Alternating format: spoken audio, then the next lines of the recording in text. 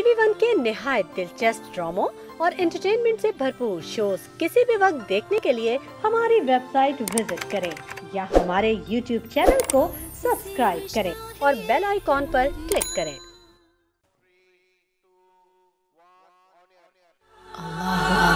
नूर से जुड़ने की ये सौगात है, आसमां से नूर की बरसात है। नूर रहमान इश्क रमज़ान। औज़ुबिल्लाहि मिनश्शैतानिर्रजीम, बिस्मिल्लाहिर्रहमानिर्रहीम। अस्सलामु अलैकुम नाज़रीन, टीवी वन से रमज़ान मुबारक की खुसूसी बराह रास्त नशरियात नूर रहमान इश्क रमज़ान के साथ आपका मेज़बान शब्बीर अबू तालिब सहरी के बाबरकत लम्हात में रोज़ाना की तरह आपकी खिदमत में हाजिर है। आज पाकिस्तान में 15 रमज़ानुल मुबारक तकरीबन निस्फ़ रमज़ान गुज़र गया और दुनिया के मुख्तलिफ़ ममालिक में हमारे मुसलमान भाई अपने 16वें रोज़े की तरफ बढ़ेंगे। एक बार फिर रूहानी कैफ़ व सुरूर से मुज़य्यन नशरियात पेश करने की सादत हासिल कर रहे हैं, इस उम्मीद, इस तमन्ना, इस आरज़ू, इस ख्वाहिश के साथ कि आप घर बैठ कर माह रमज़ान मुबारक का हकीकी लुत्फ़ हासिल कर सकेंगे। आज जिस मौजू पर मैं इब्तिदान गुफ्तगू करना चाहता हूँ वो है बच्चों के अच्छे नाम रखें। हमारे माशरे में उस वक्त यकीनन अल्लाह का शुक्र अदा किया जाता है जब किसी के घर पे औलाद आती है, औलाद पैदा होती है। बेटियां हों तो रहमत आती है, यकीनन बेटे हों तो बहुत शुक्र अदा किया जाता है। बेटे हों या बेटियां हों, खुशी बहरहाल बराबर की होनी चाहिए और बेटियों की आमद पर ज़्यादा खुशी होनी चाहिए, क्योंकि सरकार दो आलम सल्लल्लाहु अलैहि वसल्लम की बेटी की आमद पर फजीलतें और ख़ूबियाँ और बेटी की आमद पर रहमतों के बरसने की काफ़ी अहादीस मौजूद है। लेकिन सवाल जो सबसे पहले आता है या ख़याल जो सबसे पहले आता है औलाद की आमद पर, वो आता है कि इसका नाम क्या रखें। तो नाम रखने के मामले में हमारे मुसलमान ख़ानदान जो हैं आजकल के, वो हमारे नौजवान बच्चे और बच्चियों के मशवरे पर चलते हैं या मशवरों पर चलते हैं। और ये बदकिस्मती है कि फिर जो कुछ सोशल मीडिया पे उल्टे सीधे नाम नज़र आते हैं, फिर बच्चे वही नाम कहते हैं कि इस बेबी का नाम ये रख लें, या इस बाबू का नाम ये रख लें, इस गुड़िया का नाम ये रख लें, या इस गुड्डे का नाम ये रख लें। तो वो नाम उनके कोई माना नहीं होते। तो मैं आज आपके सामने इब्तिदान ये गुफ्तगू इसलिए कर रहा हूँ कि जब मुसलमान घरानों में बच्चे पैदा हों, चाहे वो बेटी हो या बेटा हो, तो नाम अच्छे रखने चाहिए।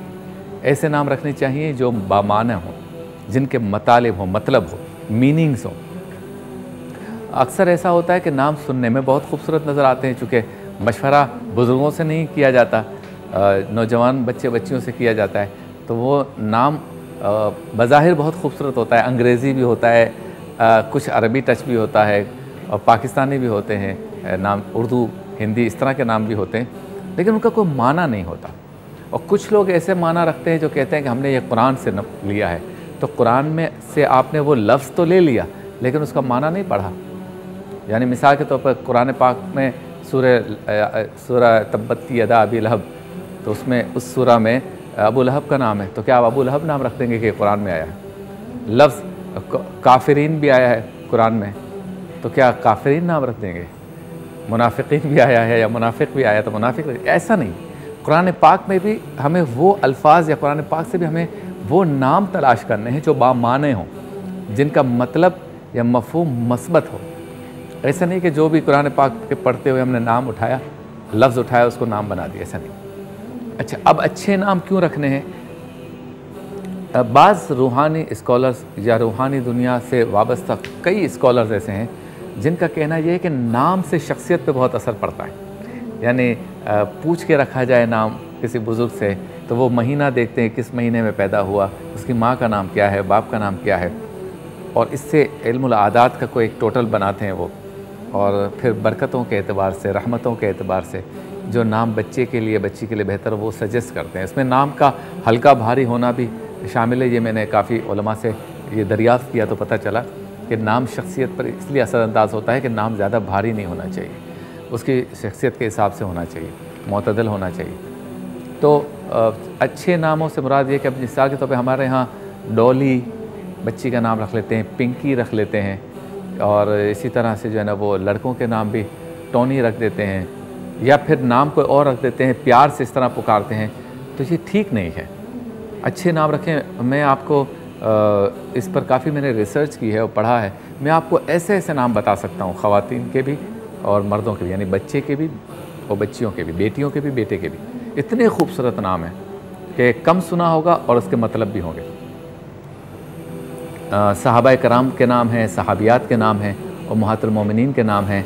फिर अरबी नाम हैं, और अगर हमारी ज़बान के भी नाम हैं तो ऐसे कई नाम हैं जो यूनिक भी हैं और अच्छे भी लगते हैं। तो पूछ कर अगर नाम रखें, फिर उसके मफ़हूम भी पता हो, तो बता सकते हैं कि भाई ये नाम है, ये इसकी निस्बत से रखा है और इसका ये मतलब है। फिर ये भी बेहतर है कि मिसाल के तौर पर हज़रत इमाम हसन की विलादत जिस महीने में हुई तो हसन रख दिया, इमाम हुसैन की विलादत जिस महीने में हुई तो हुसैन रख दिया, या जिस महीने में शहादत हुई तो उस हवाले से रख दिया। हज़रत अमीर हमज़ा की निस्बत से कोई नाम रख दिया।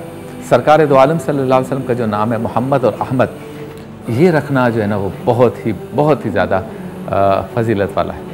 और सरकार दो आलम सल्लल्लाहु अलैहि वसल्लम की हदीस मुबारक का एक मफ़हूम है कि जिसने मेरा नाम मोहम्मद या अहमद अपने बच्चों का नाम रखा तो क़यामत के दिन उसकी मैं शिफाअत करूँगा। तो कोशिश करनी चाहिए हमें कि कोई भी नाम रखें तो पहला नाम मोहम्मद या अहमद रखें, आगे कोई भी नाम रखें तो फजीलत भी मिल जाएगी। इससे ये है कि हम फजीलत भी हासिल करें हर सांस के बदले, कि हमारा बेटा या बेटी जो इस दुनिया में आए उनको नाम हमने रख के एक फ़जीलत ले ली। फिर बुज़ुर्गों से पूछ के जब नाम रखेंगे तो उस नाम के रखने की बरकत उसकी शख्सियत में झलकना शुरू हो जाएगी। तो आपको ख़ुद तब्दीली नज़र आएगी, एक चेंज नज़र आएगा एक माहौल में, शख्सियत में। और हस्ती जब वो बनेगी, कोई वली बने या वलिया बने, तो फिर आपको ये बातें याद आएंगी कि जो हम आपके सामने कर रहे हैं। तो बच्चों के अच्छे नाम रखें, ये हमारा आज का इब्तिदाया था। चलते हैं रन डाउन की तरफ। कलाम इश्क में मुफ्ती मोहम्मद इसाक मदनी साहब रोज़ाना करते हैं कुरान पाक की एक या चंद आयतों का तर्जमा, मुख्तसर तफसीर, और आज इसका मौजू है रहमत इलाही। सवाल हमारा, जवाब आपका में। आज सवाल है दूसरों के रास्ते में रोड़े अटकाना, यानी लेग पुलिंग करना, ये हमारे यहाँ क्यों आदत है, उसको कैसे ख़त्म किया जाए। अस्माउल मुस्तफ़ा में सरकार दो आलम सल्लल्लाहु अलैहि वसल्लम का कोई एक इसमें मुबारक बयान करते हैं मुफ्ती मोहम्मद शाहिद मदनी साहब। आलिम टाइम में हज़रत इमाम हसन रदी अल्लाह ताला अन्हो का तस्करा होगा, और मज़ेदार सहरी में कश्मीरी चिकन करी बनाएंगे हमारे शेफ़ मेराज। अल्लाह के वली में हज़रत बशर हाफ़ी रहमतुल्लाह अलैह का तस्करा होगा। काम की बात में हम गुफ्तगू करेंगे मुस्लिम उम्मा के हालात से बाखबर रहना चाहिए। वरफ़ाना लका ज़िक्र में होगी नातें, बहार शरीयत में हराम चीज़ों से इलाज, और रूहानी गुलदस्ता में मुफ्ती ग़ुलाम दस्तगीर साहब हमारे मसाइल का रूहानी हल बताते हैं। आपसे मुलाकात होती है मुख्तसर से वक़्फ़े। नूर से जुड़ने की ये सौगात है, आसमां से नूर की बरसात है। नूर रहमान इश्क रमज़ान। खुश आमदीद, एक बार फिर आपकी खिदमत में हाजिर हैं नूर रहमान इश्क रमज़ान नशरियात के साथ सहरी के बाबरकत लम्हात में। और चलते हैं उस सेगमेंट की जानिब जिससे हमारी नशरियात का होता है आगाज़, यानी कुरान पाक की एक या चंद आयतों का तर्जमा और तफसीर बयान की जाती है। आज अल्लामा मदनी रज़ा क़ादरी साहब ये तफसीर बयान करेंगे, और ख़ास मौजू होता है कुरान का मौजू, और आज मौजू है रहमत इलाही। सेगमेंट का नाम है कलाम इश्क। यूं लगा अपने जैसे मेरा माथा चूमा। जी अल्लामा साहब बताइए। बिस्मिल्लाहिर्रहमानिर्रहीम। सूरह ज़ुमर की आयत नंबर 53 है। इसमें इसका शान नुज़ूल ये है कि कुछ कुफ़ार और मुशरिकीन जो ज़माने जाहिलियत में बहुत ज़्यादा क़त्ल व गारतगिरी और दीगर गुनाहों के अंदर मुब्तला थे, तो वो नबी करीम अलैहिस्सलातु वस्सलाम की बारगाह में हाज़िर हुए और अर्ज़ करने लगे कि आपकी जो बातें हैं, आपकी जो गुफ्तगू है वो बहुत अच्छी है, लेकिन आप हमें ये बताएं कि हमने जो इतने गुनाह किए हैं, इतने क़त्ल व गारतगिरी की है, क्या ये सारी चीज़ें इस्लाम लाने के बाद माफ़ हो जाएंगी? तो अल्लाह तबारक व तआला ने इसके जवाब में ये नाजिल फरमाया कि कुल या इबादियल्लज़ीना असरफ़ू अला अनफुसिहिम ला तक़नतू मिन रहमतिल्लाह, कि ए हबीब आप इनसे कह दीजिए कि मेरे वो बंदों जिन्होंने अपनी जानों पर शिरक और दीगर गुनाहों के ज़रिए जुल्म किया, वो अल्लाह की रहमत से मायूस ना हो। अब आप यहाँ पे गौर करें कि अल्लाह तबारक व तआला ने कितने नफीस अंदाज से इस कलाम को बयान फरमाया। अल्लाह ताला ने इरशाद फरमाया कि मेरे वो बंदों जिन्होंने अपनी जानों पर जुल्म किया, यानी एक तरफ वो बंदे अल्लाह तबारक व तआला की नाफरमानी कर रहे हैं, उसके ख़िलाफ़ खड़े हो रहे हैं, उसकी हुक्म आदूली कर रहे हैं, लेकिन अल्लाह तबारक व तआला उन्हें अपनी रहमत की तरफ इस अंदाज से बुला रहा है कि तुम मेरे बंदे हो। यानी अगर आज हम देखें ना कि माँ बाप की नाफरमानी पै दर पे होती चली जाए तो बाप भी बाज़ औक़ात अपनी औलाद से कता ताल्लुक़ इख्तियार कर लेता है। आँख नामे हमें नज़र आते हैं, लेकिन अल्लाह तबारक व तआला ने फरमाया कि ये मेरे बंदे हैं जिन्होंने अपनी जानों पर जुल्म किया है, मेरी रहमत से मायूस ना हो। अल्लाह तबारक व तआला की रहमत यकीनन बहुत वसी है। इसका एक अंदाज़ जो है वो नबी करीम अलैहिस्सलातु वस्सलाम ने बयान फरमाया। इसकी मिसाल कि बनी इसराइल के अंदर एक ऐसा शख्स था कि जिसने 99 कत्ल किए थे। एक आबिद के पास गया और कहने लगा कि मैंने 99 कत्ल किए हैं, कि अल्लाह ताला मेरे इस जुर्म को माफ़ करेगा। वो आबिद चूँकि इल्म में बहुत पुख्ता नहीं था, अल्लाह ताला की रहमत के बारे में उसे कामिल तौर पर मार्फत हासिल नहीं थी, तो उसने अल्लाह की रहमत से उसे मायूस कर दिया। तो उस शख्स ने उस आबिद को कत्ल करके पूरे 100 मुकम्मल कर लिए। लेकिन फिर दिल में एक नदामत उठी, एक आलिम दीन के पास गया और उसको जाकर कहने लगा कि मैंने 100 कत्ल किए हैं, कि अल्लाह ताला मेरी रहमत, अल्लाह ताला मेरे इस गुनाह को माफ़ फरमाएगा अपनी रहमत से। तो उस आलिम ने कहा कि यकीनन अल्लाह तबारक व तआला तेरे इस गुनाह को माफ़ फरमाएगा, लेकिन तू एक काम करके, ये बुरों की बस्ती है, तुम्हें चाहिए कि तुम यहाँ से निकल कर फुला मकाम पर चले जाओ जहाँ पे कुछ लोग जो है वो इबादत में मशगूल हैं, और वहाँ पर जाकर अपने गुनाह से तौबा करो। अब वो इस तौबा के कस्दो इरादे से अल्लाह की रहमत पर भरोसा करके उन आबिदों की बस्ती की तरफ जा रहा है, नेक लोगों की बस्ती की तरफ जा रहा है, और दरमियान में उसको मौत आ जाती है। अब आप जरा गौर करें कि उसने तौबा नहीं की, सिर्फ इरादा तौबा है, सही, और सिर्फ इरादे की तकमील के लिए वहाँ पे जा रहा है, रास्ते में उसको मौत आ गई। अब अल्लाह ताला की तरफ से रहमत और अज़ाब के फरिश्ते नाजिल हुए और उनके दरमियान आपस में बहस हुई कि इसको कौन लेकर जाएगा। तो इतने में एक तीसरा फरिश्ता आया और उसने फैसला ये किया कि इसकी जो लाश है, इसकी जो मैयत है, उसको नापा जाए कि ये बुरों की बस्ती के करीब है या नेकों की बस्ती के करीब है। फिर नबी करीम अलैहिस्सलाम ने फरमाया कि अल्लाह ने ज़मीन को हुक्म दिया कि इसको जो है वो नेकों की बस्ती के करीब कर दे। जब रास्ता नापा गया तो वो नेकों की बस्ती के करीब था, वो रहमत अल्लाह तबारक व तआला की रहमत से वो जन्नत में दाखिल होगा। अब आप ज़रा गौर करें यहाँ पर रहमत, इसीलिए हमारे उलमा फरमाते हैं कि अल्लाह ताला की रहमत से अगर कोई मायूस हो जाता है तो फिर वो गुनाहों के दलदल में घुसता चला जाता है, और शैतान जो है वो इसके ऊपर बहुत ज़्यादा हमला करता है। इंसान के दिल में जब ये ख्याल पैदा हो कि मैं अपने गुनाहों पर नदामत का इजहार करूँ, तो शैतान ये वसवसा डालता है कि तूने तो इतने गुनाह किए हैं, तेरी बख्शिश कहाँ होगी।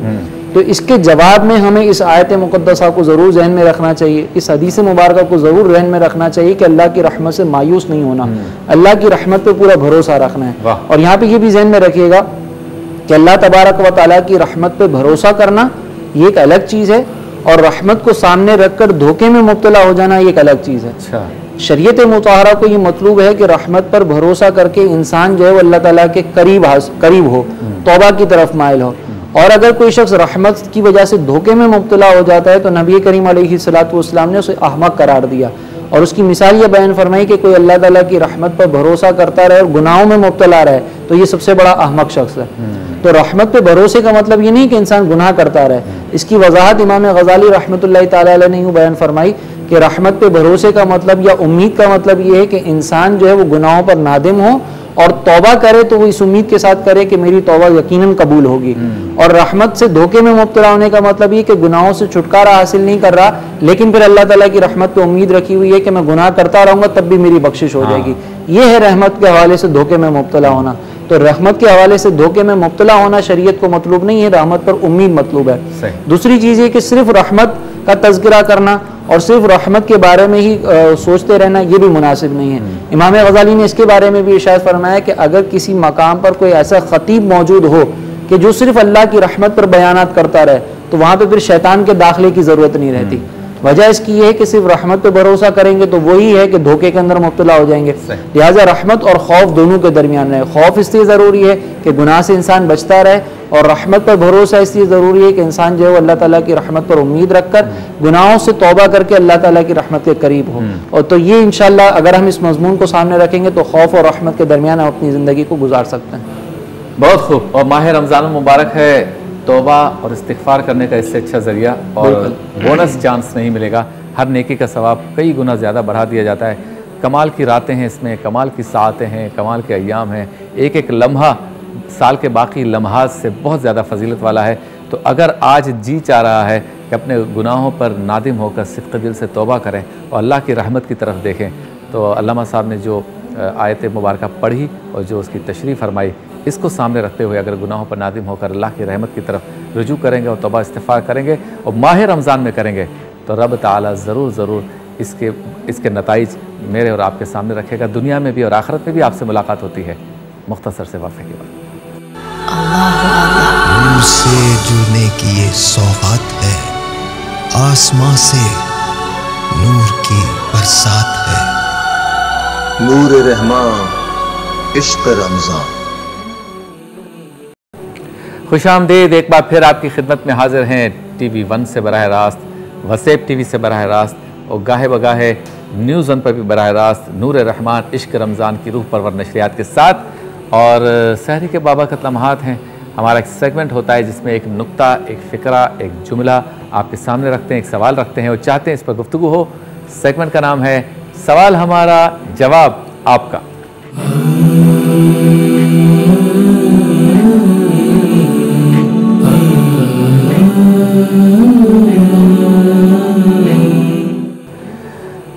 सवाल हमारा जवाब आपका में आज सवाल है रास्ते में रोड़े अटकाना।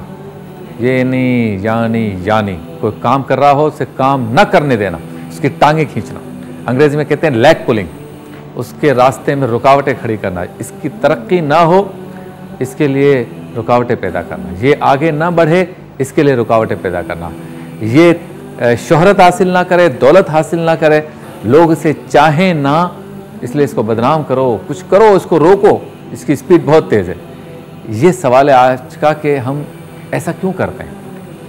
मेरा ये ख्याल है कि इसके भी 3-4 ज़ाविये हैं। एक तो ये होता है कि कुछ लोगों में से किसी एक को काफ़िले का अमीर चुना जाता है, लीडर चुना जाता है, हेड ऑफ डिपार्टमेंट चुना जाता है। तो दूसरा ये कहता है कि इसको तो मैं हटा के रहूँगा, और उसकी वजह ये होती है कि जो कहता है कि मैं हटा के रहूँगा या उसकी राह में रोड़े अटकाऊँगा, वो खुद एहसास कमतरी का शिकार होता है कि मैं इस जैसा क्यों नहीं हूँ, तो मैं इसको भी नहीं आने दूँगा। तो सबसे पहले तो आप खुद में सलाहियत पैदा कर लेना ताकि ये चीज़ पैदा ही ना हो, और जो भी लोग मुंतखब करने वाले हैं वो उसके बजाय आपको अमीर, सदर, चेयरमैन या हेड ऑफ डिपार्टमेंट या हेड ऑफ ऑर्गेनाइजेशन मुंतखब कर लें। जब आप में सलाहियत ही नहीं होगी तो फिर आप अंदर से जलेंगे, कुड़ेंगे, हसद करेंगे और फिर उसकी टांगें खींचेंगे। कुछ नहीं मिलेगा तो उसकी ज़ातियात पे जाएंगे, उसके लिबास पे जाएंगे, उसके चलने फिरने के अंदाज पे जाएंगे और लोगों से कहेंगे इसको हटाओ इस जगह से। दूसरा रास्ते में या राह में रोड़े अटकाने वाले वो लोग होते हैं जिनमें सलाहियत तो होती है कि जिसके ख़िलाफ़ ये काम कर रहे हैं या जिससे ये पसंद नहीं कर रहे हैं, जिसकी राह में रोड़े अटका रहे हैं, उसके मुकाबले में उसमें भी सलाहियत होती है, लेकिन वो अपनी सलाहियत को पॉजिटिवली सामने नहीं ला पा रहा, और एंड में ये हो रहा है कि जो लाने में कामयाब हो गया बस अब उसकी टांगें खींचनी है। तो भाई अल्लाह ने आपको सलाहियत भी तो दी है, आप खुद अपने आप को तो पढ़ो, अपने आप को तो चेक करो, ये काम आप भी कर सकते हैं। लेकिन चूँकि आपकी तवज्जो अपनी सलाहियत को मनवाने में नहीं है बल्कि सामने वाले की टांगें खींचने में है, इसलिए लोगों का ध्यान उसकी तरफ चला जाता है और फिर उसे चुन लिया जाता है। एक और जो राह में रोड़े अटकाने वाली सिचुएशन होती है वो ये होती है कि आप सिर्फ इस वजह से किसी की टांगें खींच रहे होते हैं या उसको उस इज़्ज़त के मकाम से हटाना चाहते हैं कि ये आपकी आदत में शामिल है, यानी सलाहियत का भी मुकाबला नहीं है, आपका और उसका कोई मुकाबला नहीं है, उसकी फ़ील्ड अलग है, आपकी अलग है, और आपका और उसका कोई मवाजना भी नहीं है। बस आपकी एक आदत है कि मैं अपनी भड़ास निकालूं या मैं अपनी आदत से मजबूर हूँ, मेरा इसके साथ कोई ज़ाती मामला कभी हो गया था तो आज मैं जो है ना इसका बदला लूँ। मैं इस भड़ास निकालने को अपने कलेजे में ठंडक मेरे होती है अगर मैं उसको बर्बाद कर दूँ या बर्बाद करने के लिए उल्टी सीधी बातें करूँ, बदनाम करूँ, उसके ऊपर स्कैंडल डालूँ, उसके ऊपर इल्ज़ाम लगाऊँ। तो ये भी एक बहुत बुरी आदत है कि आपका उस बंदे से कोई मुकाबला नहीं है, सिर्फ आप हसद के लिए या अपनी भड़ास निकालने के लिए, अपने कलेजे को ठंडक देने के लिए उस बेचारे की टांगें खींच रहे हैं। इसके अलावा जो एक और सूरत होती है वो ये होती है कि आप जिसकी टांगें खींच रहे हैं उसका और आपका वाकई एक जेन्युइन मुकाबला था, उस मुकाबले में वो आपसे आगे बढ़ गया, मुकाबला बराबर का था आपका उसका, अब आगे बढ़ गया तो वो 1 साल या 2 साल के लिए उस जगह पर है, तो अगले साल का आप इंतज़ार नहीं कर रहे, यानी आपकी तबीयत में बेसब्री है, सलाहियत भी है और हसद भी नहीं है, आपकी आदत भी नहीं है, बस ये कि बेसब्री है कि लोग कह भी रहे हैं कि एक साल ये कर ले, दूसरे साल आप कर लें, एक साल ये हमारा लीडर, दूसरे साल आप, एक साल ये चेयरमैन, दूसरे साल आप, एक साल ये इस मकाम पे होगा, अगले साल आप होंगे। लेकिन आप बेसब्र हैं, आप कहते हैं नहीं अभी अभी इसी वक्त मेरी बात मानो, मेरा काम करो। अब आप यहाँ से शुरू हुए और हुआ ये कि जब वो उसका एक साल का टेन्योर मुकम्मल हुआ तो फिर लोगों ने कहा कि एक साल के बाद अब आपकी बारी थी, लेकिन चूँकि आपकी आदत गलीज़ है इसलिए अब हम आपको कभी भी इस नशिस्त पे नहीं बिठाएंगे। तो जो आप कर सकते थे सब्र करके, जो मकाम आपको सब्र करने के बाद मिल सकता था वो भी नहीं मिला। हमारे माशरे में ये बहुत ही बुरी आदत है, ख़वातीन में भी है और मर्दों में भी है। याद रखिए कि इसका नुकसान ये हो रहा है कि बासलाहियत लोग फिर आगे नहीं आते। कुछ लोग ऐसे होते हैं कि जो जब देखते हैं ना कि मेरी टांगें खींची जा रही हैं या मेरी लेग पुलिंग की जा रही है या मेरी राह में रोड़े अटकाए जा रहे हैं, तो वो शरीफ लोग होते हैं, वो लड़ना नहीं चाहते। वो फिर सबको बुला के कहते हैं कि भाई मेरे ख़िलाफ़ ये सारी चीज़ें हो रही हैं, तो बेहतर ये है कि अब आप इसी को इस जगह पे बिठा दें या किसी और को कर लें। मेरे से ये काम नहीं होगा कि सुबह शाम मैं पॉजिटिव काम करने के बजाय इन लोगों से लड़ता रहूं जो मेरी टांगें खींचने में मसरूफ़ है। अच्छा, फिर इसका एक और नुकसान ये होता है कि जब एक जंग की सूरत इख्तियार कर ले ये लेग पुलिंग, तो फिर बीवी बच्चों, माँ बाप, अहले खाना, घर, कारोबार ये भी ज़द में आते हैं। क्योंकि जब ये जंग शुरू होती है तो फिर आपको पता है हमारे यहाँ एक गंदा डायलॉग है कि मोहब्बत और जंग में सब कुछ जायज़ है। ऐसा नहीं है, हर चीज़ की एक लिमिट होती है। तो सब जायज़ है के चक्कर में फिर आप उसके सारे के सारे ख़ानदान, कारोबार और उसकी पूरी की पूरी ज़ाती ज़िंदगी को उछालते हैं, जिससे एक बासलाहियत आदमी भी घर बैठ जाता है। तो सलाहियत जिसके पास है उसका साथ दें, सलाहियत जिसके पास है उसका ख्याल रखें, सलाहियत जिसके पास है उसकी लेग पुलिंग ना करें, मिल के काम करें, कल्ब को वसी करें, जहन को वसी करें, अपने दिल को समंदर जितना गहरा कर लें, तो इंशाअल्लाह ताला माशरे में बासलाहियत लोग मिल के काम कर सकेंगे। आपसे मुलाकात होती है मुख्तसर से वक्फे। नूर से जुड़ने की ये सौगात है, आसमां से नूर की बरसात है। नूर रहमान इश्क रमज़ान। खुश आमदेद, एक बार फिर आपकी खिदमत में हाजिर हैं और चलते हैं उस सेगमेंट की जानिब जिसमें सरकार दो आलम सल्लल्लाहु अलैहि वसल्लम के अस्माए मुबारका में से किसी एक इसमें मुबारक के बारे में हमें तशरीह करते हैं, बताते हैं मुफ्ती शाहिद मदनी साहब, और सेगमेंट का नाम है अस्माउल मुस्तफ़ा सल्लल्लाहु अलैहि वसल्लम। आका मदनी आका सोहणे आका प्यारे प्यारे आका आका। आज सरकार दो आलम सल्लल्लाहु अलैहि वसल्लम का इसमें मुबारक नूर या नूरुन, इस पर गुफ्तगू करेंगे। जी मुफ्ती साहब। बिस्मिल्लाहिर्रहमानिर्रहीम। नबी करीम अलैहि अफ़्ज़लुस्सलाति व तस्लीम के अस्माए सिफ़ात में से एक इस्म है नूरुन मिन नूरिल्लाही, यानी आप सल्लल्लाहु अलैहि वसल्लम अल्लाह के नूर में से नूर हैं। वाह। नबी करीम सल्लल्लाहु अलैहि वसल्लम की नूरानियत की जब हम बात करते हैं तो इससे हमारी मुराद ये है कि अल्लाह तबारक व तआला ने आपको अपने नूर से खल्क़ फरमाया।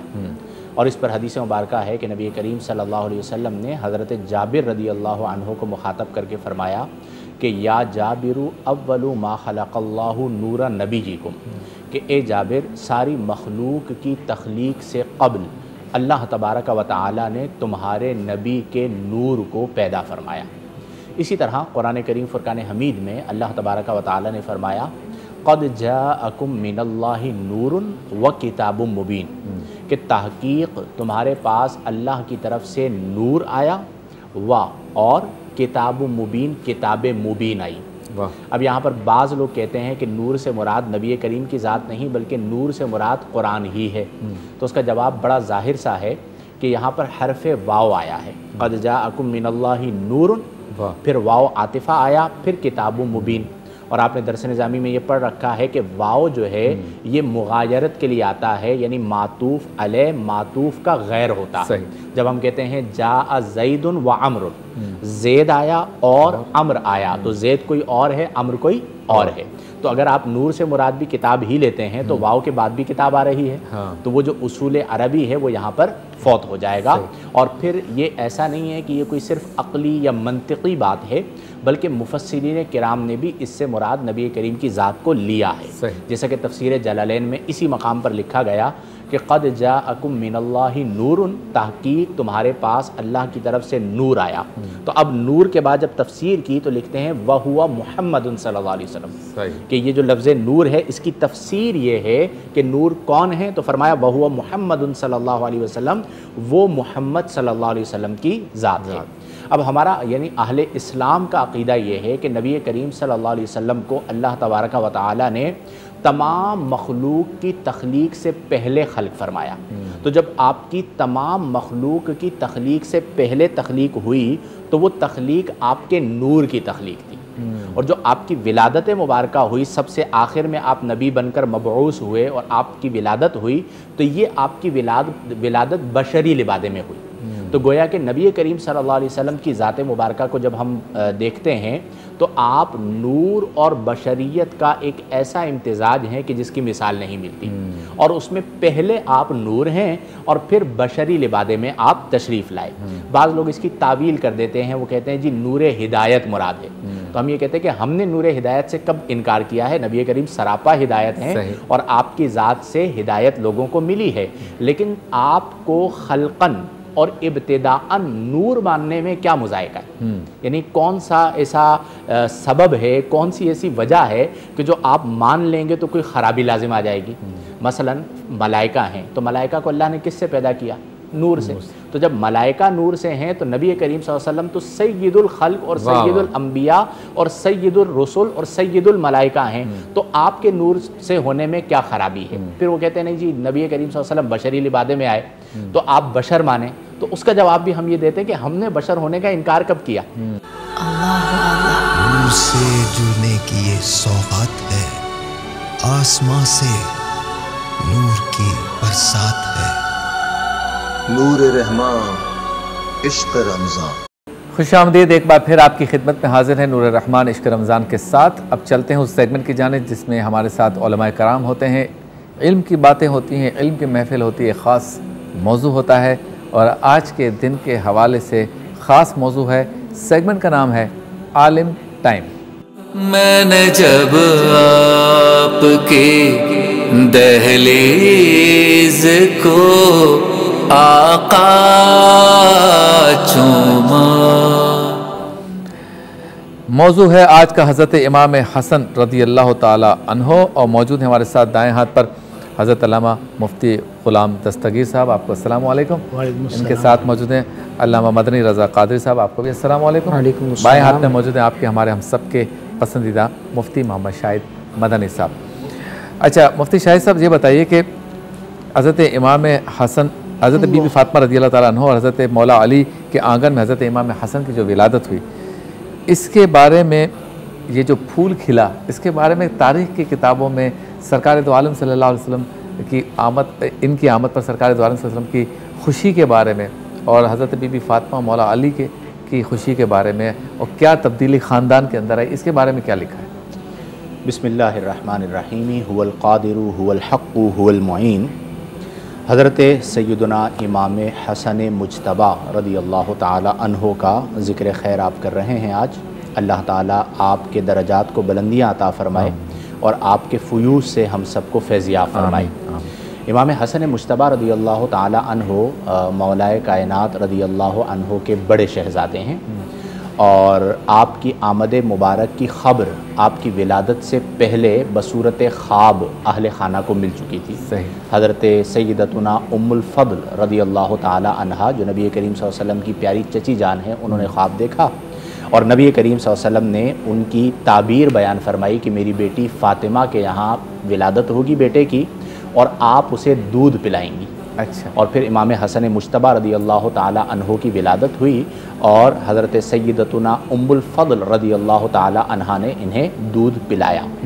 जब आपकी विलादत मुबारका हुई तो नबी करीम सल्लल्लाहु अलैहि वसल्लम बहुत ज़्यादा मसरूर थे, मौलाए कायनात बहुत ज़्यादा मसरूर थे, हज़रत सय्यदा फ़ातिमतुज़ ज़हरा सलामुल्लाहि अलैहा बहुत ज़्यादा मसरूर थीं, और नबी करीम सल्लल्लाहु अलैहि वसल्लम ने बज़ाते ख़ुद आपको आपके सीधे कान में आज़ान इरशाद फरमाई, आपके उल्टे कान में इक़ामत इरशाद फरमाई और बहुत ज़्यादा मसरत का इजहार किया।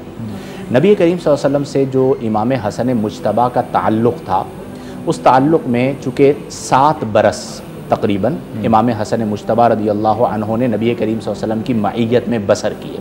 तो इन 7 सालों में आप जानते हैं कि 1 साल का बच्चा, फिर 2 साल का बच्चा, फिर 3 साल, 4 साल, 5, 6, 7 साल, यानी ये वो उम्र होती है कि आप तो हैं ही फूल, लेकिन इस उम्र में एक ख़ास लुत्फ़ और एक ख़ास रूहानियत और एक ख़ास ताल्लुक़ होता है।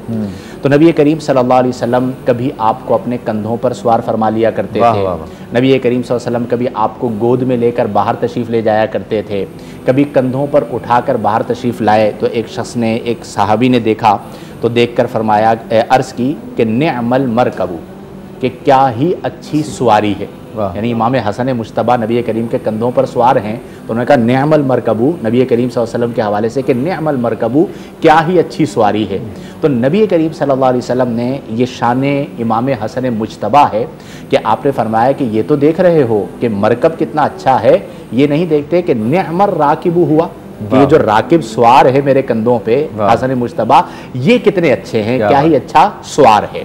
तो ये नबी करीम सल्लल्लाहु अलैहि वसल्लम की मोहब्बत थी। फिर इसी तरह नबी करीम सल्लल्लाहु अलैहि वसल्लम ने एक मौके पर इरशाद फरमाया, आपके एक जानू पर इमाम हसन मुज्तबा थे, दूसरे जानू पर इमाम हुसैन थे। तो नबी करीम ने फरमाया कि मन अहब्बनी, जिसने मुझसे मोहब्बत की, व अहब्बा हाज़ैन, जिसने इन दोनों से मोहब्बत की। अक्सर लोग सवाल करते हैं ये जो लफ्ज़ पंजतन है जिसका हम जिक्र करते हैं कि मैं तो पंजतन का ग़ुलाम हूँ, ये कहाँ से अख्ज़ हुआ, फ़ारसी लफ्ज़ है। तो इस हदीस में इन पंज तन का जिक्र है नफूस का।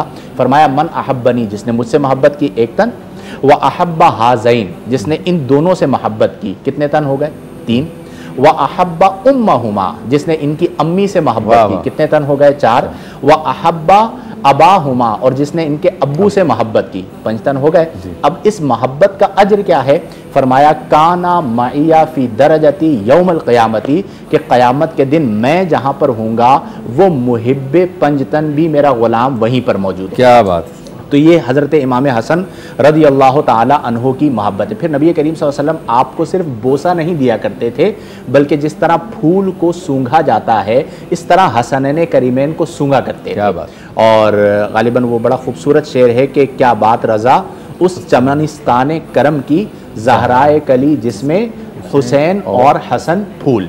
तो ये वो ख़ास ताल्लुक़ था। और चूँकि नबी करीम सल्लल्लाहु अलैहि वसल्लम के नसब मुबारक और नस्ल मुबारक का आगाज़ भी होना था, तो वो इमाम हसन मुज्तबा की ज़ात से हुआ। बस एक बात यहाँ पर कहकर मैं इख्तिताम करता हूँ कि देखें 2 शख्सियात हैं, एक इमाम हसन है और एक इमाम हुसैन है। अब ये 2 उम्मत के लिए 2 मिसालें छोड़ कर गए। इन दोनों के हवाले से हमारे असलाफ़ ने एक बड़ा खूबसूरत पैगाम दिया।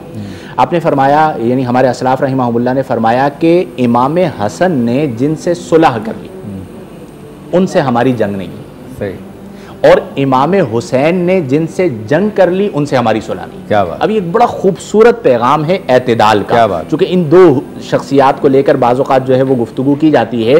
तो इमाम हसन मुज्तबा रदी अल्लाह अन्हो ने सुलह फरमाई हज़रत अमीर मुआविया रदी अल्लाह अन्हो से, तो उनसे हमारी जंग नहीं है।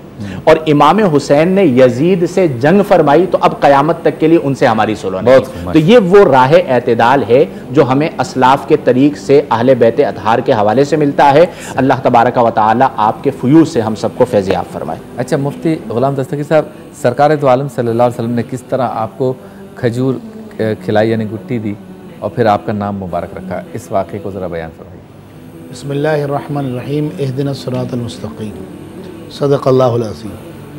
आज जिस हस्ती पाक का ज़िक्र है उनको राकिब दोष मुस्तफ़ा कहा जाता है। सुभान अल्लाह। इमाम अली मकाम इमाम हसन मुज्तबा रदी अल्लाह ताला अन्हु, जैसा कि मुफ्ती साहब ने बड़े खूबसूरत अंदाज में रिवायत बयान की कि जब आपकी विलादत बासआदत हुई तो बाकायदा विलादत बासआदत की बशारत दी गई पहले। और नबी करीम अलैहिस्सलाम ने जिस वालिहाना मोहब्बत, यानी कोई हुजूर से मोहब्बत करे तो वो जन्नती हो जाता है। वाह वाह। हैं हुजूर ने फरमाया ये ओहद पहाड़ हमसे मोहब्बत करता है तो फरमाया जन्नत में जाएगा, ये जन्नत में ताज बनाया जाएगा।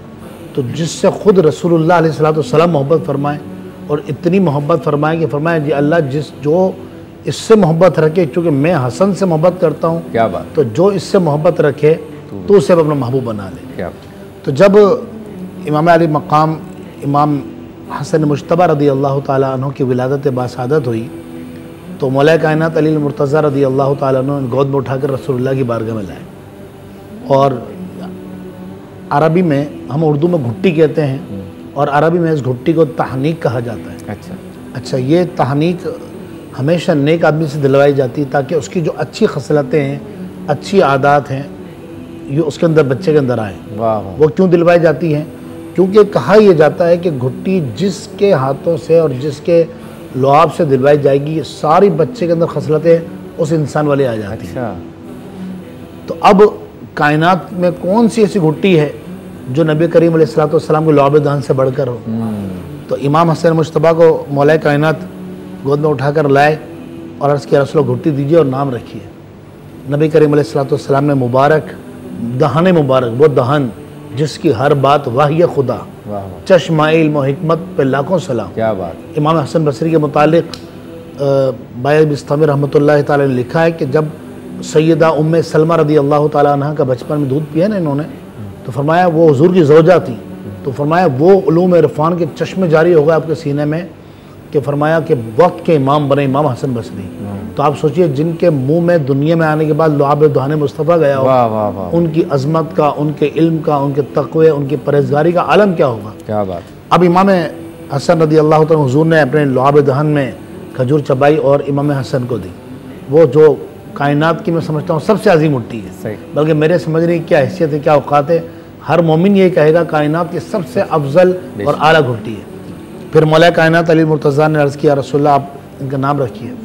तो हुज़ूर ने फरमाया नहीं, मेरा रब रखेगा इनका नाम।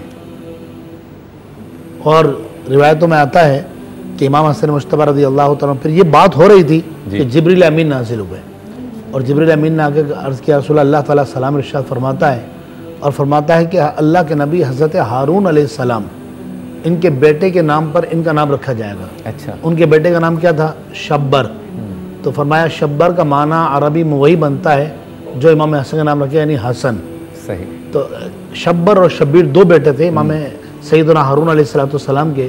तो शब्बर नाम रखा गया हज़रत इमाम हसन पाक का और शब्बीर नाम रखा गया इमाम हुसैन पाक का, और इनका वही तर्जमा है हसन और हुसैन। सही। तो फिर यहाँ एक बात और अर्ज़ कर दूँ नाम रखने के हवाले से कि असलाफ़ का ये तरीक़ा था। जैसे हज़रत बीबी मरियम रदी अल्लाह ताला अन्हा जो हज़रत ईसा अलैहिस्सलाम की वालिदा हैं, या उख्ता हारून, कुरान में उनको कहा गया कि ए हारून की बहन। जब वो हज़रत ईसा अलैहिस्सलाम को उठाकर लाईं तो लोगों ने कहा या उख्ता हारून, ए हारून की बहन तूने क्या किया? तो मुफस्सिर फरमाते हैं हारून अलैहिस्सलाम तो बहुत पहले गुजर चुके थे। तो हारून साहबा ने पूछा हुजूर से आकर कि रसूल अल्लाह उख्ता हारून क्यों कहा गया हज़रत मरियम, हालांकि वो तो भाई नहीं है, वो तो सदियों पहले गुजरे हैं। रसूलुल्लाह अलैहि वसल्लम ने फरमाया पहले के लोग बुज़ुर्गों के नाम पर लोगों के नाम रखते थे। तो ये अगरचे वो हारून अलैहिस्सलाम नहीं है, यह हज़रत हारून इनके भाई थे हज़रत मरियम के, इसलिए उख्ता हारून कहा गया। तो लिहाजा जब बच्चों के नाम रखे जाएँ तो हमें हदीसों से ये पता चलता है बुज़ुर्गों के नाम रखे जाएँ, यूनिक के चक्कर में कि भाई यूनिक नाम रखना है और ऐसा नाम रखना है कि उसने सुना ना हो।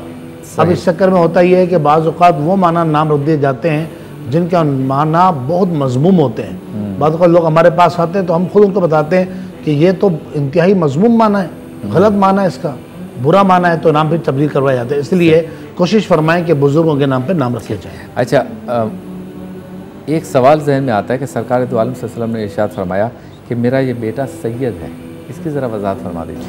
बिस्मिल्लाहिर्रहमानिर्रहीम। सैयद का मतलब होता है सरदार, किसी कौम का लीडर, किसी कौम का बड़ा। तो इस एतबार से अगर हम देखें तो इमाम हुसैन और इमाम हसन रदी अल्लाह ताला अन्हुमा, इन दोनों के बारे में सरकार अलैहिस्सलातु वस्सलाम ने इरशाद फरमाया कि सय्यदा अहलुल जन्ना, कि ये दोनों जो हैं इमाम हसन और इमाम हुसैन ये जन्नती नौजवानों के सरदार हैं। तो यहाँ पर सरकार अलैहिस्सलातु वस्सलाम ने जो इरशाद फरमाया कि मेरा ये बेटा सैयद है, मेरा बेटा ये सरदार है, तो ये इस बात की जानिब इशारा है। और अगर हम हकीकतन देखें ना कि इमाम हसन रदी अल्लाह ताला अन्हु की सीरत, तो उसमें हमें ये चीज़ भी नज़र आती है कि जो लीडर के अंदर एक क्वालिटी होनी चाहिए वो आपकी ज़ात में नज़र आती है। क्या बात। अगर नबी करीम अलैहिस्सलातु वस्सलाम की ज़ाहिरी हयात को देखें हम, तो आपका नबी करीम अलैहिस्सलातु वस्सलाम से तकरीबन 7 साल का ताल्लुक़ है। लेकिन जब आप नबी करीम अलैहिस्सलाम के विसाले ज़ाहिरी के बाद जब आपकी उम्र बड़ी होना शुरू हुई, तो मुख्तलिफ मामलात में मशवरे दिया करते थे, और बाज़ ऐसे मशवरे हुआ करते थे कि जिन पर अमल करने के बाद ये समझ में आता था कि यहाँ पे अगर ये अमल कर लिया जाए तो इसके बहुत से फ़वाइद हासिल हो सकते हैं। जैसे कि मिसाल के तौर पर हज़रत उस्मान गनी रदी अल्लाह ताला अन्हु का जब दौर था तो कुछ बागियों ने आपके ख़िलाफ़ खुरूज किया। अच्छा। तो उस वक्त हज़रत इमाम हसन ने मौलाए कायनात को ये मशवरा दिया कि हुजूर आप जो है वो इस वक्त इस मकाम पर ना रहें, आप यहाँ से बाहर चले जाएं, वरना लोग जो है वो आपके ऊपर तनकीद करेंगे कि ये शख्स वो था कि जिसकी वजह से इमाम हज़रत उस्मान गनी रदी अल्लाह ताला अन्हु को जो है शहीद किया गया। तो हज़रत अली रदी अल्लाह ताला अन्हु को उस वक्त मौका तो नहीं मिला, लेकिन आपका ये इस वजह से इस मुफीद मशवरे पर अमल नहीं हो सका। लेकिन आप यहाँ पे ज़रा गौर करें कि बड़े होने के बाद जैसे कि हज़रत ने इरशाद फरमाया कि नबी करीम अलैहिस्सलातु वस्सलाम के उलूम जो है वो गुट्टी के ज़रिए आगे मुंतकिल हुए।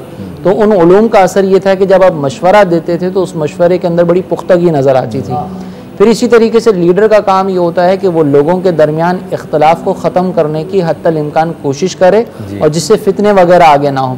तो हम देखते हैं कि हज़रत अली रदी अल्लाह ताला अन्हु के दौर में जब मुख्तलिफ़ मकामात पर जंगें वगैरह हुई तो उस वक्त हज़रत हसन रदी अल्लाह ताला अन्हु का यही अंदाज़ था और आपका यही मशवरा था कि इस तरह के जो आपस के इख्तलाफात हैं इससे हत्तल इम्कान अपने आप को बचाया जाए। वजह इसकी ये थी कि अगर मुसलमानों के दरमियान तलवार चलेगी तो इससे नुकसान मुसलमानों का ही होगा। तो आपने वहाँ पर भी यही मशवरा दिया।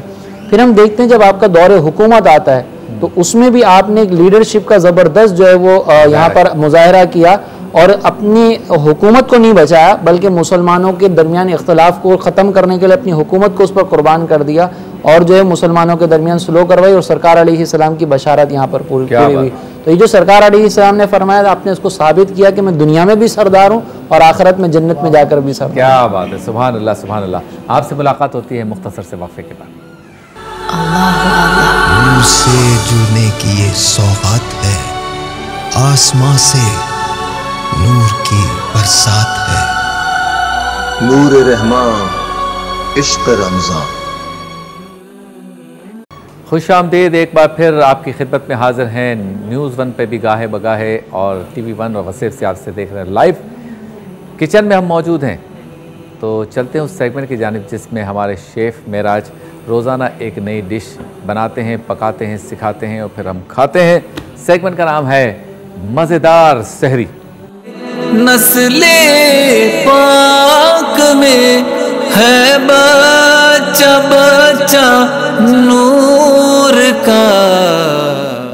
कैसे हैं हुजूर, तबीयत ठीक है आपकी? अल्हम्दुलिल्लाह। आज हम बना रहे हैं कश्मीरी चिकन करी। जी, चिकन भी है? चिकन भी है। चिकन से तो रिश्ता आपका कोई और रूहानी रिश्ता था? चिकन। अच्छा, ये जो हमारे शोज़ होते हैं कुकिंग शोज़, इसमें चिकन इसलिए ज़्यादा बनता है, वैसे हम तो मिज़ाह में कहते हैं कि वो जल्दी पक जाता है। जल्दी पक जाता है, बिल्कुल ऐसे। अगर हम गाय का गोश्त रखेंगे तो ज़ाहिर है उसमें पकाने में ही 1-1.5 घंटा लग जाएगा, फिर शो लंबा हो जाएगा, बहुत लंबा हो जाएगा। चले जी, तो चिकन कश्मीरी चिकन करी। अच्छा, फिर ये कश्मीरी है? कश्मीरी है। कश्मीरी वैसे डिशेस बहुत, कश्मीरी चाय भी बहुत चलती है। बहुत चलती है। क्या चक्कर कश्मीर में अच्छे खाने वाले बस पकाने वाले हैं? कुछ चीज़ें फेमस हो जाती हैं, जैसे पेशावर की कढ़ाई मशहूर है। हाँ। और बलोची टिक्का मशहूर है, बलोची कढ़ाई भी मशहूर है। तो वो डिफरेंट एरियाज़ की कोई 1-1, 2-2 डिशेस होती हैं जो फेमस हो जाती है। इसी तरह ये कश्मीरी चिकन करी है, इसका अंदर जो है ना मसाले असल में ज़्यादा नहीं है। नहीं है? हाँ, नहीं। स्पाइस करी कैसे होगी, बनेगी? वो तो बनेगी, यानी ग्रेवी होगी, लेकिन स्पाइसेस इसमें ज़्यादा नहीं है। दूसरा, इसमें एक एडिशनल चीज़ जो है वो बादाम डल रहे हैं इसमें। हैं? हाँ, बादाम। और इसकी एक वेरिएशन है रेसिपी की, उसमें सेब भी डलते हैं। अच्छा। चॉप हो के। हाँ, तो मैं वो वाली तो नहीं बना रहा, तरबूज भी डाल रहे हैं, पता नहीं क्या क्या डल जाता है, लेकिन मैं सिर्फ बादाम वाली बना रहा हूँ। कश्मीरी तरबूज चिकन करी। तो ये ऐसा है, तरबूज ही। लेकिन बाद डिशों में अनानास तो डलता है, जैसे चाइनीज। जी, चाइनीज में पाइनएप्पल डलता है। चाइनीज मतलब फलों का भी कोई रास्ता बन रहा है अभी। बिल्कुल ऐसे ही है। चलें जी, शुरू कीजिए। क्या क्या कार्रवाइयाँ होंगी इसमें? हम सबसे पहले ऑयल डाल लें। ठीक है जी। और उसके बाद इसमें ये गरम मसाला है। गरम मसाला जा रहा है भाई। ठीक है, ये इसमें डाल देते हैं। ये जो पत्ता है, इसको क्या कहते हैं? तेज़ पत्ता। तेज़ पत्ता। इसकी क्या खुशबू होती है? जी, इसका फ्लेवर होता है, खुशबू होती है। और भी चीज़ मतलब ये कि नाकारा नहीं है। एक छोटी सी आप जो लौंग डाली है ना इसमें, उसका भी टेस्ट है। हाँ। यानी हर चीज़ का टेस्ट है। इलायची देखें, इतनी इलायची, हाँ, लेकिन 3 इलायचियाँ डाली, ये काफ़ी है। इसका भी टेस्ट है। आलिम टाइम में हमारा मौजू है हज़रत इमाम हसन। तो जुल्फ़िकार गिलानी साहब दामत बरकातुहू आलिया भी तशरीफ़ फरमाएं। हुज़ूर ज़रा बताइए, इमाम हसन की सीरत पे कुछ गुफ्तगू हुई है, कुछ हिस्सा डालिए सवाब में अपना।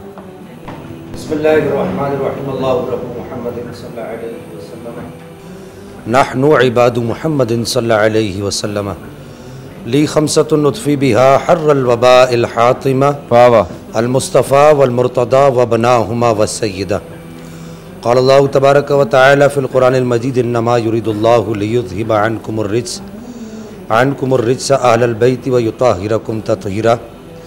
नबी करीम सल्लल्लाहु तआला अलैहि व सल्लम के घर में सय्यदा खातून जन्नत रज़ियल्लाहु ताला अन्हा व सलामुल्लाहि अलैहा व अला बालिहा व अला जद्दिहा के तवस्सुत से अल्लाह जल्ल मजदुल करीम ने पहली खुशी इमाम हसन रज़ियल्लाहु ताला अन्हु व अर्दा व अन्ना की सूरत में अता फ़रमाई।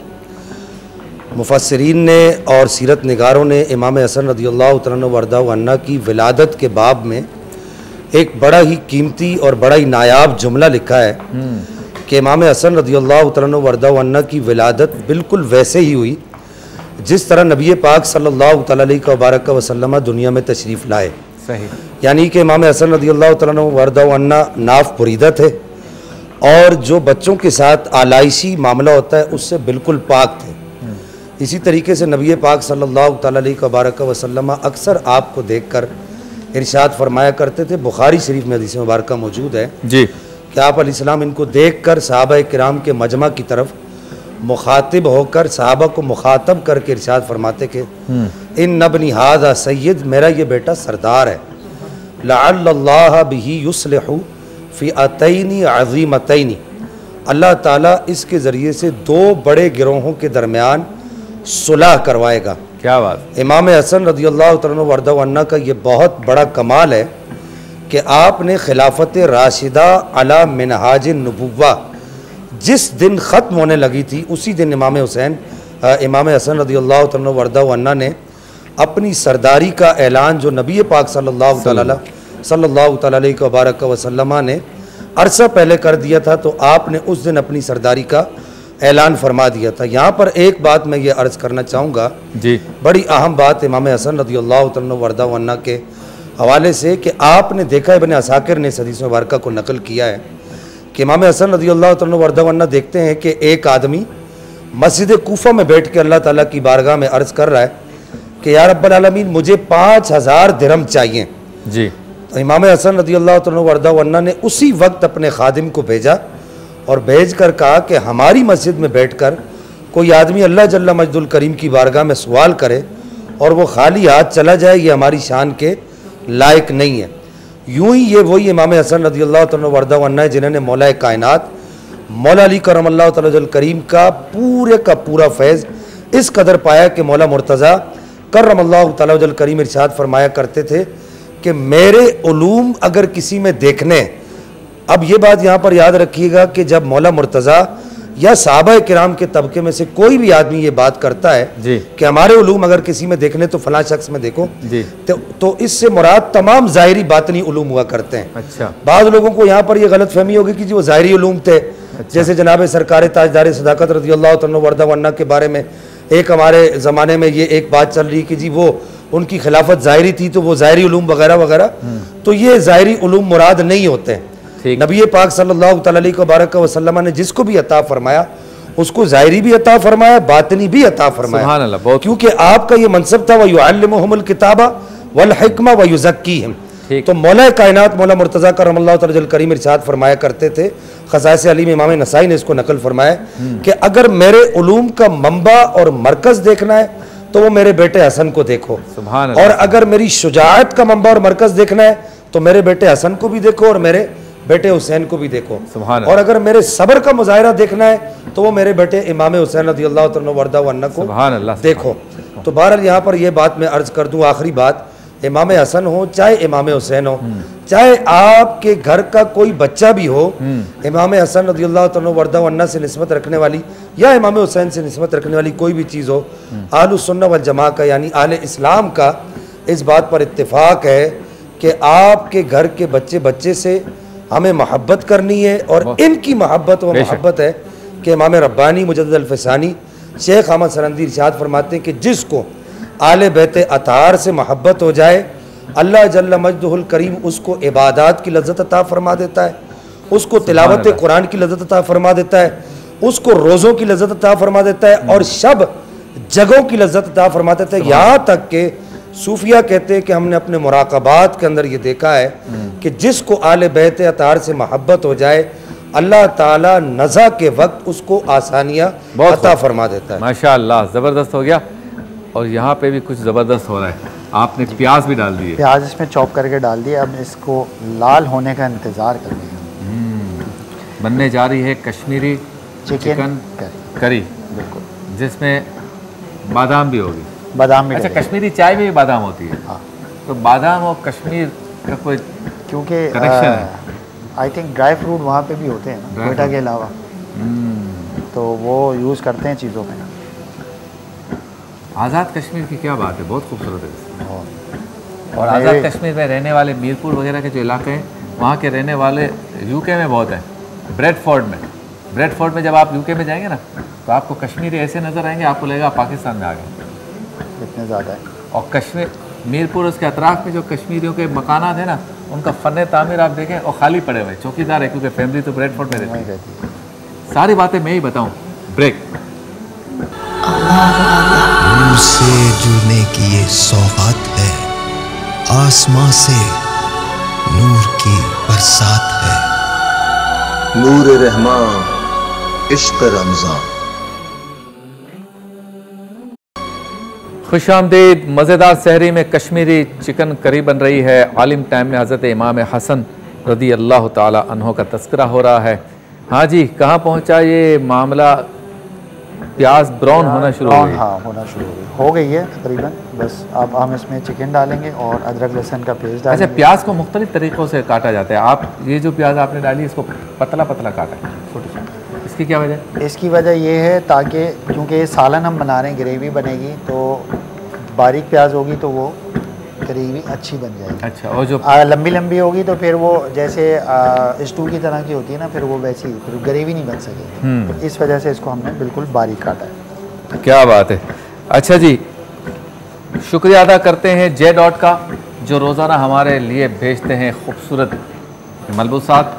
जे डॉट का शुक्रिया। अपने लिए भी जब आप मलबूसात की चॉइस के लिए जाएँ या चुनने जाएँ या तलाश करने जाएँ या पसंद करने जाएँ, तो जे डॉट के मलबूसात को इस्तेमाल कीजिए। साथ ही शुक्रिया अदा करते हैं हम फूड स्टेडियम का, जो हमारे लिए भेजते हैं फ्री वाउचर्स, और साथ ही पिज़्ज़ा पॉइंट का शुक्रिया, वो भी भेजते हैं फ्री वाउचर्स जिसमें पिज़्ज़ा आपको फ्री मिलता है। हमारे मेहमानों के लिए भेजते हैं, तो इनका भी शुक्रिया, यानी पिज़्ज़ा पॉइंट का भी शुक्रिया और फूड स्टेडियम का भी शुक्रिया, जे डॉट का भी शुक्रिया। और चलते हैं दोबारा शेफ़ मेराज की जानिब, जिन्होंने मुर्गी साहिबा को उंडेल दिया है, और साथ ही हमने डाल दिया अदरक लहसुन का पेस्ट। लहसुन का पेस्ट ये गलाने के लिए होता है?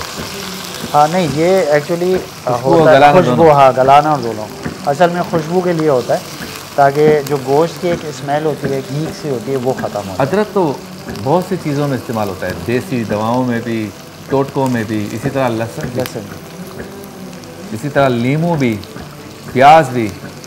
ये अल्लाह की नेमतें मुख्तलिफ़ तरीक़ों से इस्तेमाल होती हैं। चले जी, चलते हैं उस सेगमेंट की जानिब जिसमें रोज़ाना हम अल्लाह के एक नेक बंदे का तज़किरा करते हैं। मुफ्ती साहिबान की, उलमा कराम की इजाज़त से आज भी अल्लाह के एक नेक बंदे का तज़किरा करेंगे, सीखने की कोशिश करेंगे, अपनी बैटरी को, रूहानी बैटरी को चार्ज करने की कोशिश करेंगे इनका ज़िक्र करके, बल्कि इनका ज़िक्र करके हम अपने लिए कुछ ना कुछ हासिल करने की कोशिश करते हैं। सेगमेंट का नाम है अल्लाह के वली। झूम उठा नात पढ़े रो दिया, लिपटा चूमा। हज़रत बशर हाफ़ी रहमतुल्लाह अलैह का आज हम तस्करा करेंगे। आपका इसमें मुबारक बशर है, आपके वालिद माजिद का इसमें गिरामी अल हाफ़ी था, इसलिए आपका मुकम्मल इसमें मुबारक बशर बिन हाफ़ी है। जब अल्लाह ताला ने आपको राह हिदायत अता फरमाई तो आपको शिद्दत से ये एहसास हो गया कि अल्लाह तबारक व तआला कायनात के बादशाह खालिक व मालिक कायनात ने क्योंकि ज़मीन को फ़र्श फरमाया है, इसलिए इस शाही फ़र्श पर जूते पहनकर चलना आदाब के मनाफी है, तकवा की मंजिल है। और फिर आपने तमाम उम्र पाँव में जूते नहीं पहने, इस वजह से भी आपको हाफ़ी कहा जाता है, जिसका एक माना है जूते ना पहनने वाला। और फिर आपको इसी नाम से पुकारा जाने लगा और आपका नाम बशर से बशर हाफ़ी हो गया। औलिया अल्लाह में आपका मकाम बहुत बुलंद है, आप शरीयत, तरीक़त और मार्फत के सरदार और रहनुमा हैं। मुजाहिदात, मुशाहिदात, करामात में आप शान अज़ीम और बुरहान कबीर रखते हैं, और इसी वजह से कहा जाता है कि आपको इन मुजाहिदात में मुकम्मल दस्तरस हासिल थी। उसूल शरा के भी आप बहुत बड़े आलिम थे, तरीक़त में आपका मकाम बहुत बुलंद है, और आप सोहबत याफ्ता हैं हज़रत फ़ुज़ैल बिन अयाज़ रहमतुल्लाह अलैह के। हज़रत इमाम अहमद बिन हम्बल रज़ी अल्लाह ताला अन्हु आपके अक़ीदतमंद थे। इमाम अहमद बिन हम्बल आपके अक़ीदतमंद थे और ज़्यादा देर आपके पास गुजारा करते थे। हज़रत इमाम अहमद बिन हम्बल के शागिर्दों ने आपसे एक मरतबा पूछा कि उस्ताद मोहतरम, आप इतने बड़े फ़क़ीह और मुहद्दिस हैं, लेकिन आप इस दीवाने यानी बशर हाफ़ी के पास क्यों हर वक्त बैठे रहते हैं? तो आपने फरमाया, ये ठीक है कि मुझे कुछ उलूम पर कुछ उबूर हासिल है, मगर वो दीवाना अल्लाह तबारक व तआला को मुझसे भी ज़्यादा जानता है। इमाम अहमद बिन हम्बल जब भी आपके पास बैठते तो कहा करते कि बशर हाफ़ी, मुझे अल्लाह ताला की कुछ बातें सुनाओ। ये है अल्लाह के दोस्त या अल्लाह के दो दोस्तों के आपस में गुफ्तगू। एक मरतबा आप अपने मकान में जब दाखिल हुए, अच्छा ये गौर व फिक्र की बात है कि वो अल्लाह ताला के बारे में गौर व फिक्र भी बहुत करते थे। तो एक मरतबा आप अपने मकान में दाखिल हुए, एक पाँव अंदर और एक बाहर था, जाने अचानक कहाँ डूब गए। इसी तरह सारी रात खड़े रह गए, एक पाँव अंदर एक बाहर, पूरी रात निकल गई। इसी तरह एक मरतबा छत पर जाते हुए दरमियान में रुक गए, सारी रात सीढ़ियों पे खड़े रहे, सोच रहे। सुबह आपकी बहन ने आपको झंझोड़ा कि ये आपने क्या हालत बना रखी है। तो फरमाया, मैं उसके तसव्वुर में डूबा हुआ था कि बगदाद में दो गैर मुस्लिमों के नाम भी बशर हैं, बशर नाम है लेकिन दोनों गैर मुस्लिम हैं। तो मैं सारी रात वहाँ खड़े रह के ये सोचता रहा कि अल्लाह का कितना करम है कि मेरा नाम बशर तो है लेकिन मैं अल्लाह पर ईमान लाने वाला बंदा हूँ। सारी रात इस सोच में गुजारता। अल्लाह अकबर। इंतकाल के वक्त आप शदीद मुस्तरिब हुए तो लोगों ने पूछा, हुजूर क्या दुनिया के तर्क होने का गम है?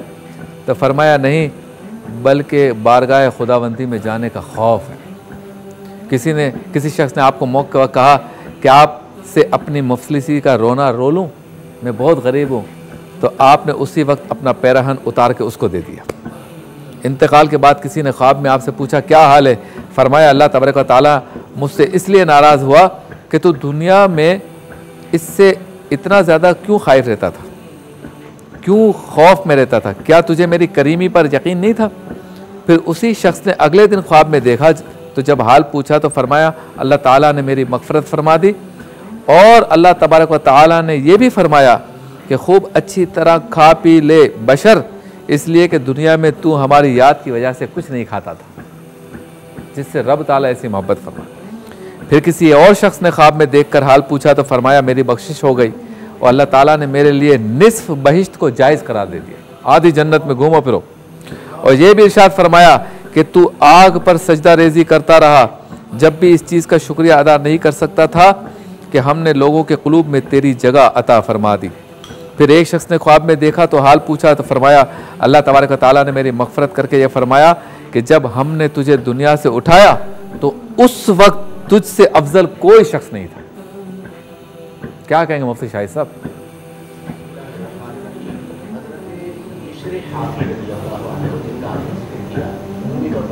अच्छा बिशर भी पढ़ सकते, सही बिशर।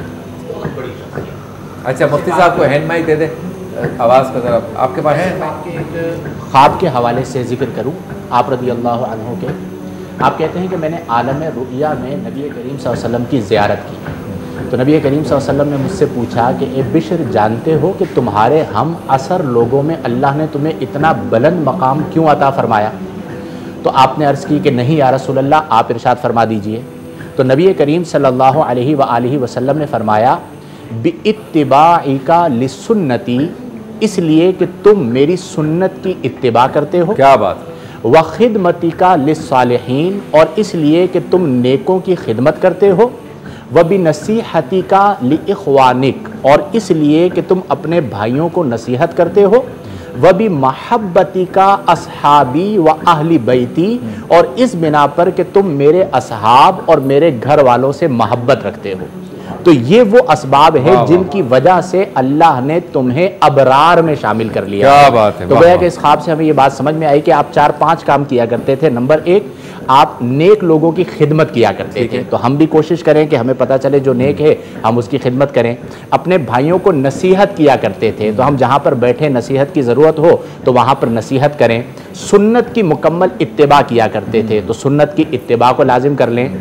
असहाब रसूल और अहले बैत रसूल से मोहब्बत रखते थे, तो यही हमारे लिए पैमाना होना चाहिए कि असहाब रसूल और अहले बैत रसूल की मोहब्बत को दिल में बसा लें। अगर ये 5 चीज़ें हम कर लेते हैं तो हम बेहतरीन मुसलमान बन सकते हैं। सुभान अल्लाह। जल्दी जल्दी ब्रेक पे जा रहे हैं, क्या शक्ल बन गई? ब्रेक पे चले जाएं क्योंकि ये स्टीम हो रही है और पक्के की चिकन। ठीक है, स्टीम हो रही है, जाते हैं ब्रेक की जाने, वापस आएंगे रेसिपी और हज़रत बिशर हाफ़ी पर कुछ गुफ्तगू, हज़रत इमाम हसन पर कुछ गुफ्तगू, एक शरई सवाल उम्रे के हवाले से उस पर भी करेंगे बात, एक मुख्तसर से वक्फे के बाद। नूर से जुड़ने की ये सौगात है, आसमां से नूर की बरसात है। नूर रहमान, इश्क रमज़ान।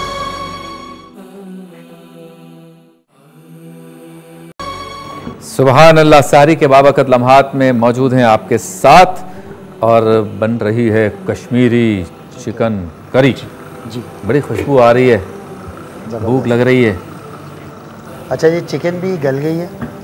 इसमें जो हमने मसाले डाले हैं, नमक डाला है, कश्मीरी लाल चिली पाउडर, कश्मीरी लाल मिर्च जो होती है उसका पाउडर डाला है, ठीक है, और इसमें ज़ीरा और धनिया का पाउडर डाला है और गरम मसाला पाउडर डाला है। 4 आइटम ये डालें और अब ये इसको हमने पानी डाल के रख दिया था, गल गई है। ये देखें चिकन गल गई है। मुर्गे की टांग नजर आ रही है। अच्छा ये क्यों कहते हैं? वही बस मुर्गे की एक टांग, ये क्यों कहते हैं?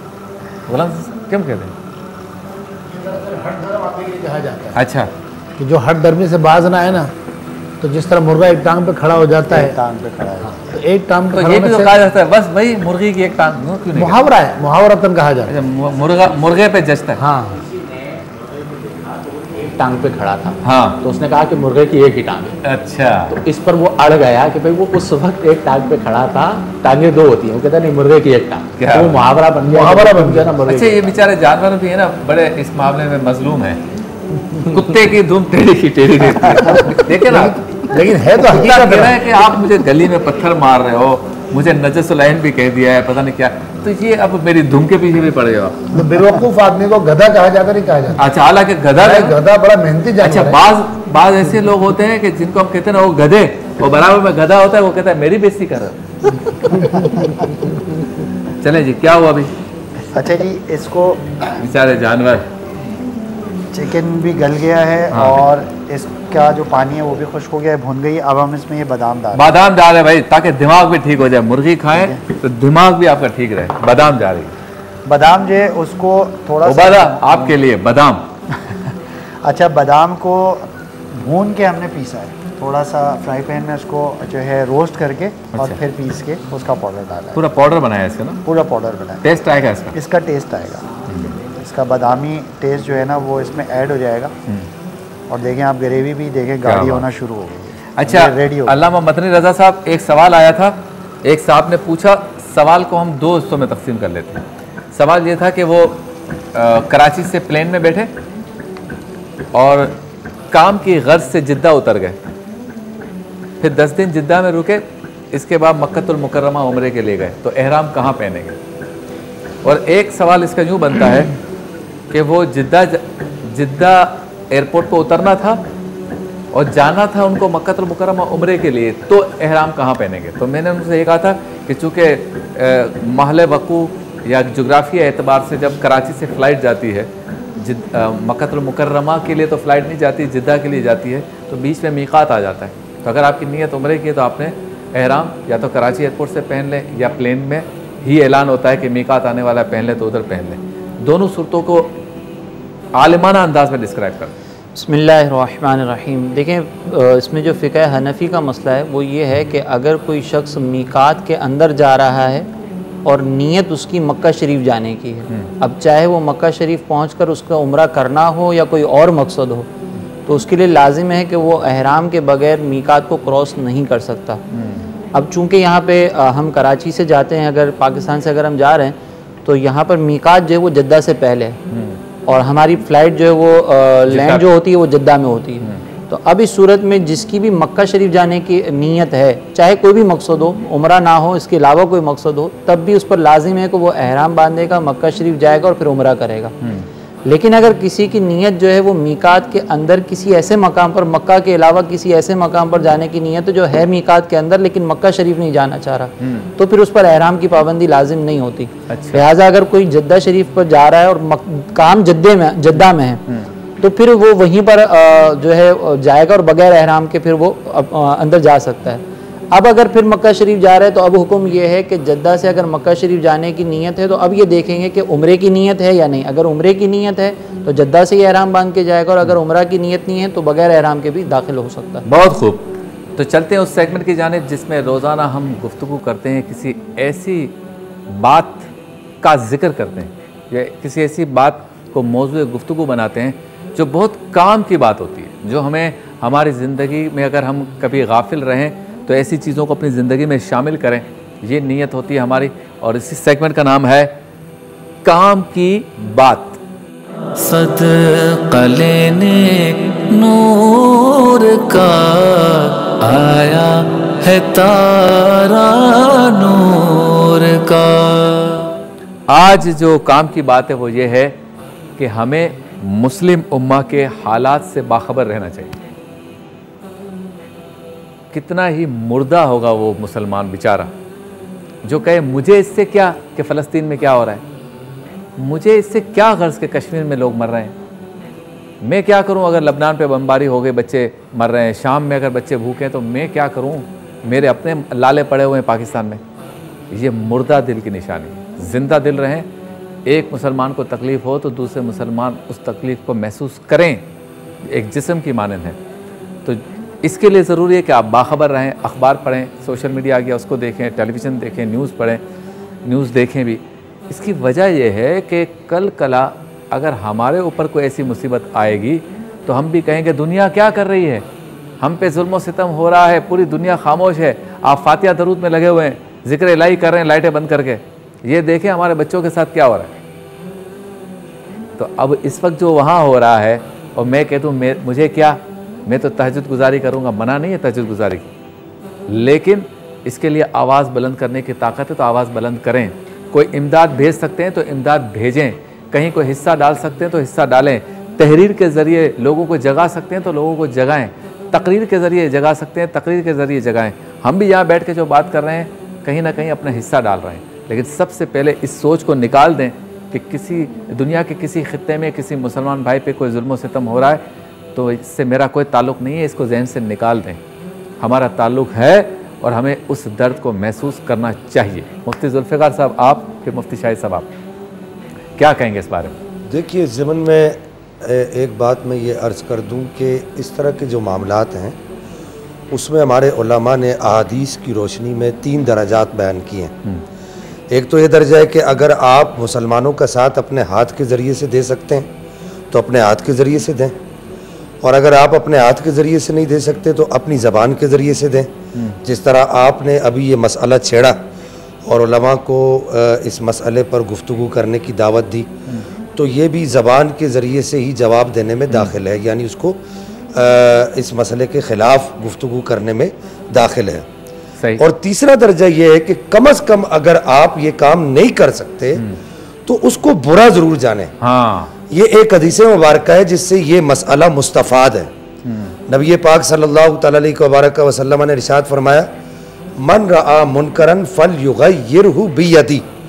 कोई किसी बुरे काम को देखे, किसी पर जुल्म होता देखे या खिलाफ शरा कोई काम देखे, और ये तो सबसे बड़ा दर्जा है। हाँ। कि अगर आपने किसी मुसलमान पर जुल्म होते हुए देखा, जिन ममालिक का जिक्र आप कर रहे थे, आज वहाँ बच्चों को खाने के लिए रोटी नहीं मिल रही जी, वो सूखी रोटियां टुकड़े भूसी टुकड़े उठाकर खा रहे हैं, उनको पहनने के लिए पाँव में चप्पल नहीं मिल रही, अल्लाह अल्लाह। उन बच्चों को छुपना, सर छुपाने के लिए जगह नहीं मिल रही। सही। और फिर अभी जो सर्दी के दिन गुजरे, अल्लामा साहब, मुफ्ती साहब, सर्दी के दिनों में उन गरीबों के पास छत नहीं थी। तो इतना बड़ा दर्जा है, उसके बावजूद उम्मत मुस्लिमा सो रही है। नबी पाक सल्लल्लाहु अलैहि वसल्लम ने आगे इरशाद फरमाया, फ़इल्लम यस्तते फ़बिलिसानी, अगर हाथ से रोकने की सलाहियत नहीं रखता तो कम से कम इतना ज़रूर करे कि बोले, उसके खिलाफ आवाज़ उठाए, और अगर देखता है कि आवाज़ भी नहीं उठा सकता, फ़इल्लम यस्तते फ़बिक़ल्बी, तो कम से कम अपने दिल में तो बुरा ज़रूर जाने। ठीक है। और यहाँ पर एक हदीस का हवाला देख के मैं बात को ख़त्म करना चाहूँगा कि नबी करीम सल्लल्लाहु अलैहि वसल्लम ने एक मकाम पर यह भी इरशाद फरमाया, इस्तफ्ती बिल क़ल्ब इन इफ्ताकल मुफ्तियून, कि पूरी कायनात के लोग अगर तुझे ये बात कह दें कि ये मसला दुरुस्त है, ये ठीक है, लेकिन तू अपने ज़मीर से पूछ। अगर तेरा ज़मीर उसकी इजाज़त देता है तो फिर तू फैसला कर दे, और अगर तेरा ज़मीर इजाज़त नहीं देता तो फिर तू दूसरी जानिब चला जा। तो उन लोगों को मैं दावत फ़िक्र देना चाहूँगा जो ये कहते हैं कि जी मुझे क्या है, वो अगर अकेले में बैठकर अपने ज़मीर से इसका फ़ैसला करवाएं तो उनका ज़मीर ज़रूर ये कहेगा कि ये ज़रूर मुसलमानों पर जुल्म हो रहा है और मुझे इस जुल्म के खिलाफ आवाज़ उठानी चाहिए। साडा किए पांचों करो, हमारा क्या, छोड़ दे ये लफ्ज़, साथ देना है, आवाज़ बुलंद कर दी है।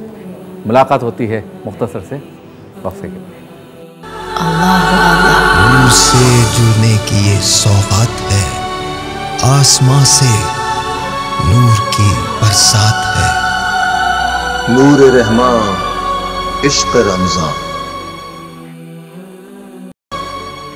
खुशामदीद। चलते हैं उस सेगमेंट की जानिब जिसमें सरकार दो आलम सल्लल्लाहु अलैहि वसल्लम के हुजूर नजराना अकीदत पेश किया जाता है। सेगमेंट का नाम है वरफ़अना लका ज़िक्रक। सुबह तैबा में हुई बटता है बाड़ा नूर का। जी बिलाल भाई। सफीरों बाग में है कोई दम का चहचहा, बुलबुलें उड़ जाएंगी, सूना चमन रह जाएगा। अतलसो कम ख्वाब की पोशाक पर नाज़ान हो, इस तने बेजान पर खाकी कफन रह जाएगा। जहाँ में है इबरत के हर सो नमूने, मगर तुझको अंधा किया रंगो बूने। कभी गौर से ये भी देखा है तूने, जो आबाद थे वो महल अब है सूने।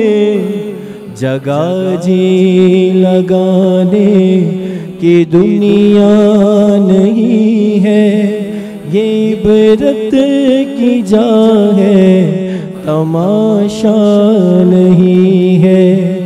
यही तुझको धुन है, रहूं सब से आला, हो जीनत निराली, हो फैशन निराला।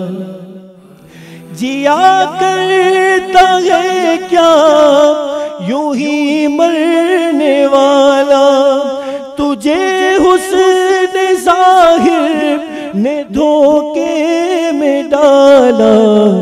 जगह जी लगाने की दुनिया नहीं है, ये इबरत की जा है, तमाशा नहीं है। जगह जी लगाने की दुनिया नहीं है, ये इबरत की जा है, तमाशा नहीं है। अज़ल ने ही छोड़ा न किसरा न दारा, इसी से सिकंदर सफाते बिहारा।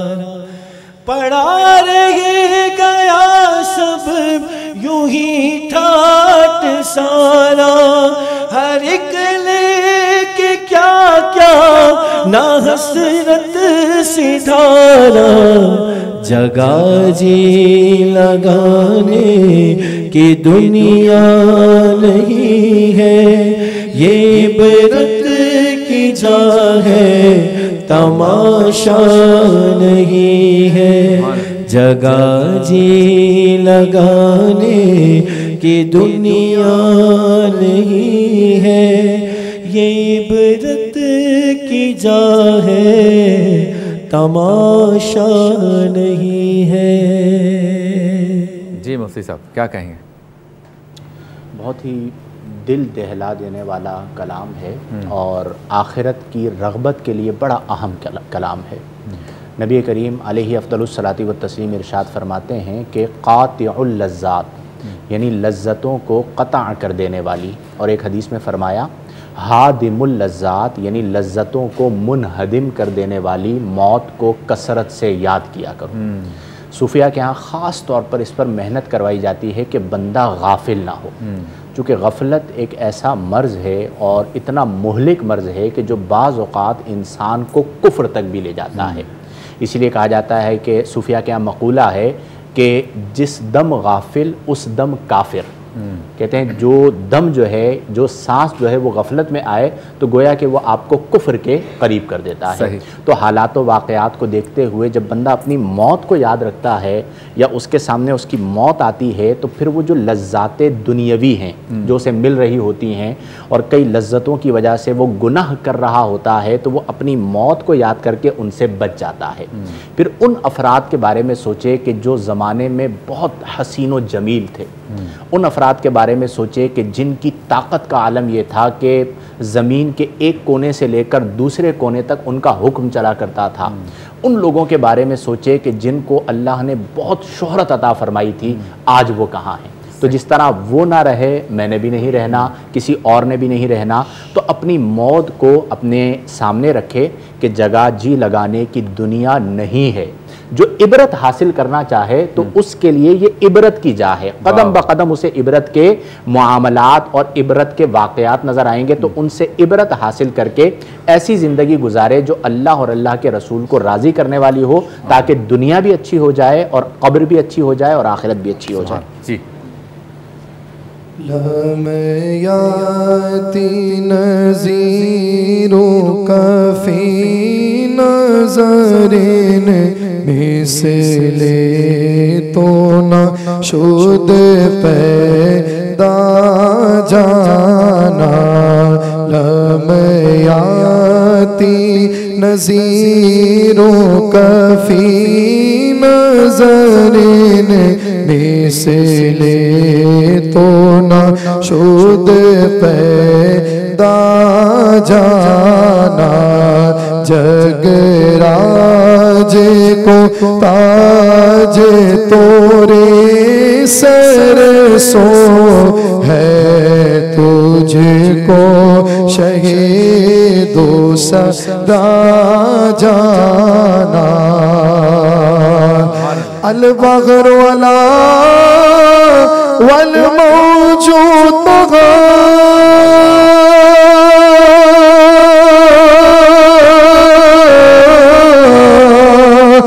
मन बेकसो तूफा होश रोगा। मन बेकसो तूफा होश रोबा मझधार में हो बिगड़ी है गवा मझधार में हो बिगड़ी है गवा मोरी नैया पार लगा जाना बस खामे खामे नवाए रज़ा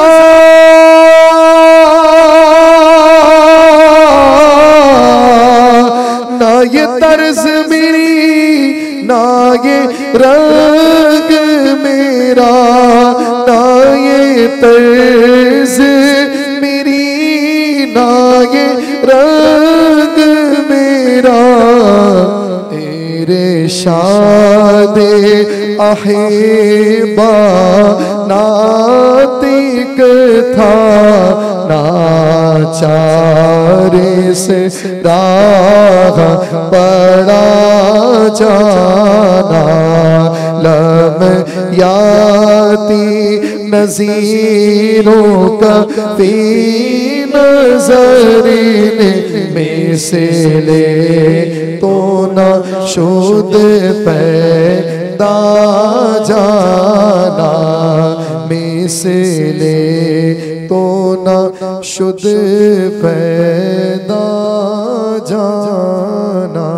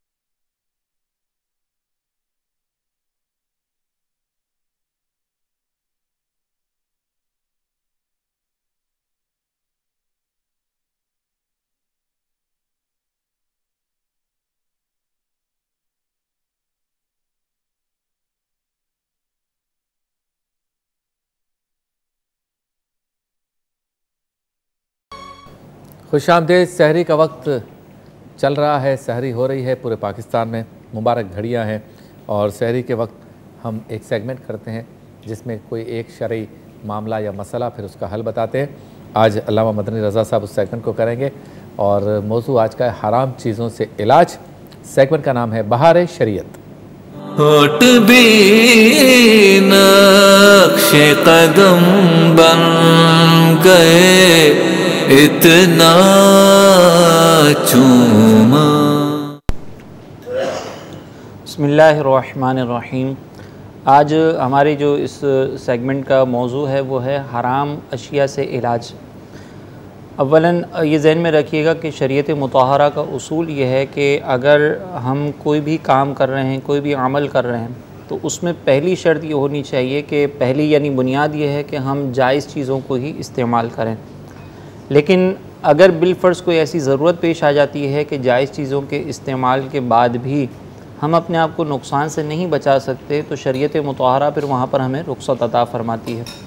इसकी मिसाल ये है कि सूरह बक़रा में अल्लाह तबारक व तआला ने मुख्तलिफ़ चीज़ों को हराम फ़रमाया और उसका ज़िक्र किया कि तुम पर जो है वो मुर्दार, इसी तरीके से खून और वो जानवर के जिस पर बवक़्त ज़िबाह गैरुल्लाह का नाम लिया जाए वो हराम है।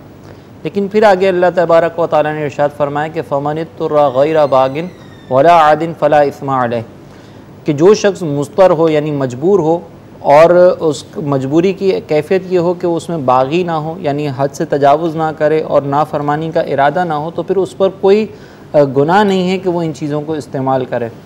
तो इससे हमारे उलमा ने फिर ये इस्तदलाल फरमाया कि अगर बिलफ़र्ज़ कोई ऐसी सूरत हाल आ जाती है कि जहाँ पर इंसान के पास अपनी जान बचाने के लिए हराम के अलावा कोई दूसरी चीज़ मौजूद नहीं है, तो फिर उस पर लाजिम है कि वो बक़दरे ज़रूरत हराम को इख्तियार करके अपनी जान को बचाए।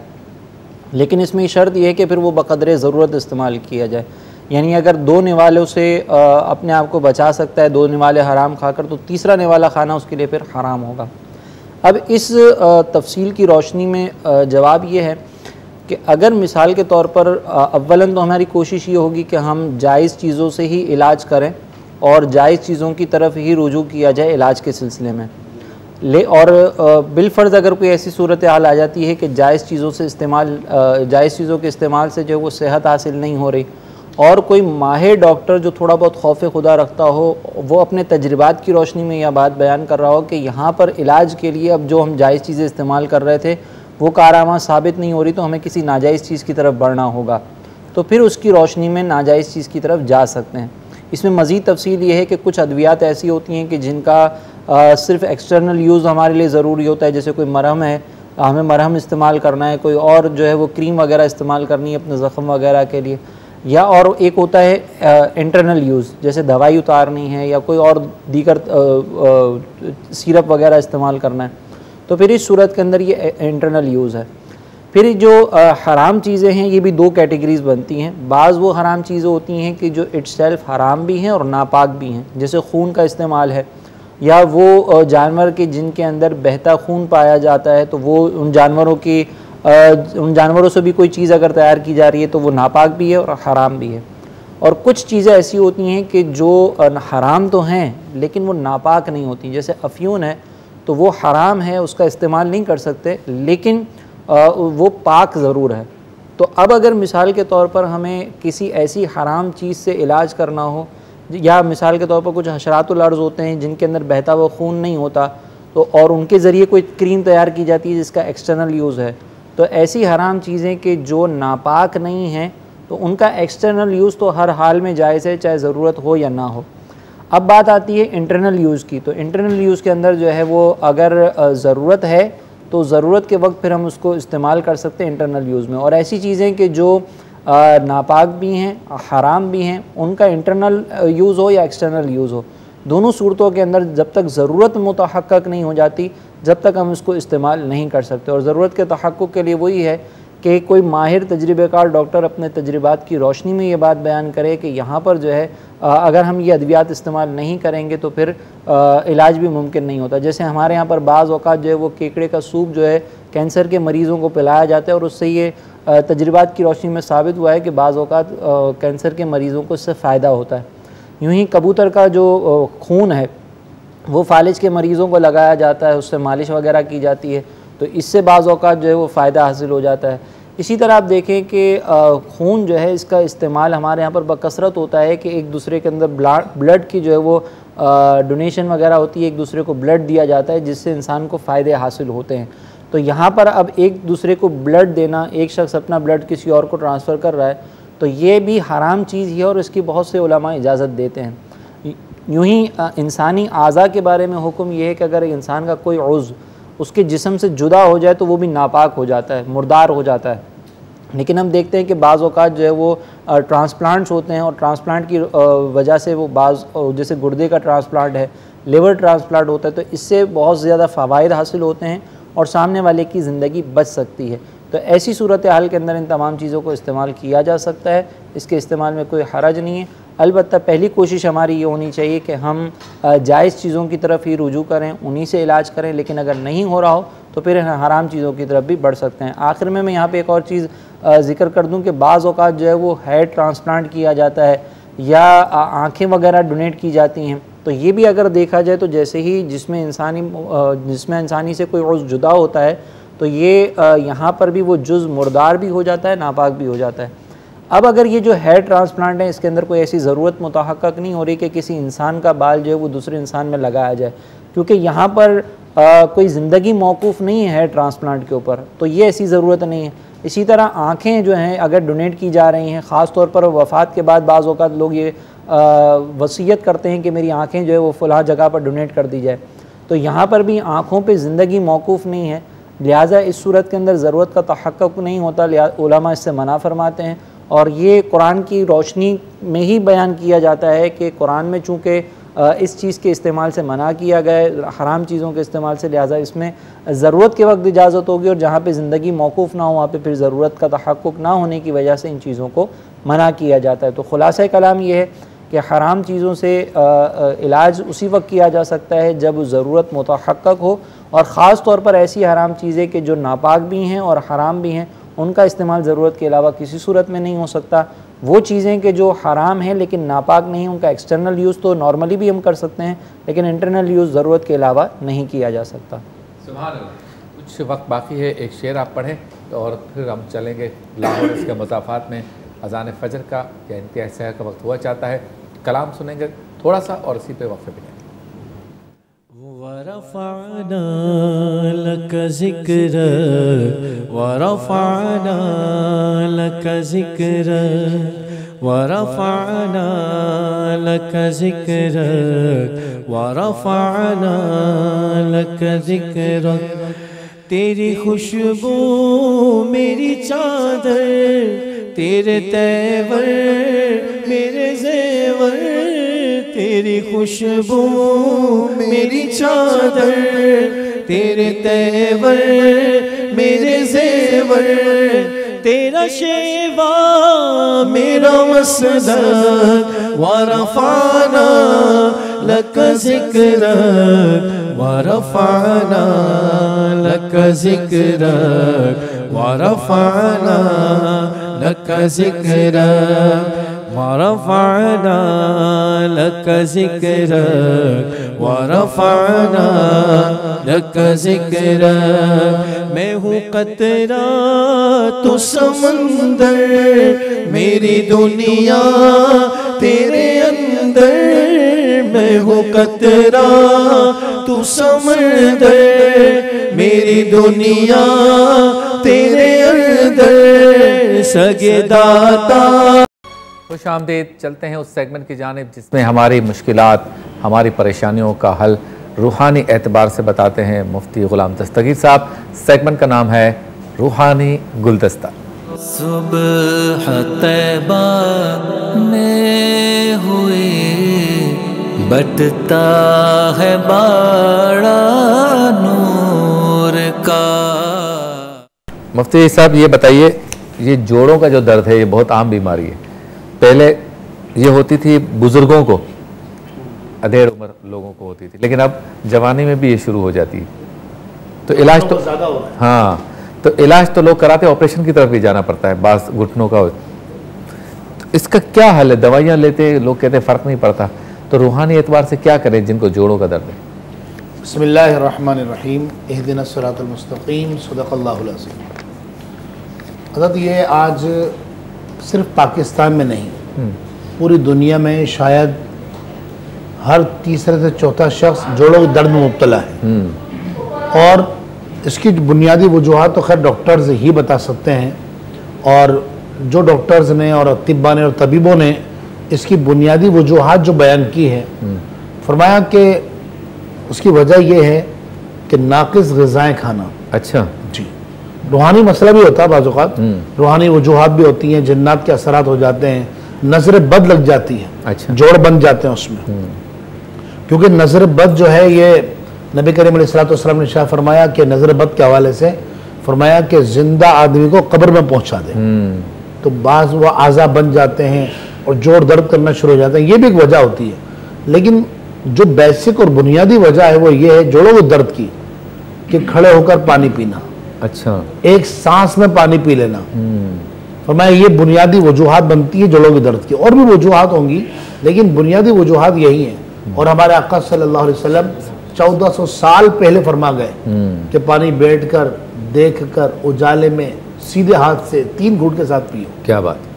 तो लिहाजा खैर अब जिनको जोड़ों के दर्द हो गए और बाद औक़ात नाक़िस ग़िज़ाएँ, बाद औक़ात बादियात की वजह से भी ये दर्द होते हैं, यानी गैसिटी वगैरह होती है और वो घूमती है तो उसकी वजह से भी ये दर्द हो जाते हैं।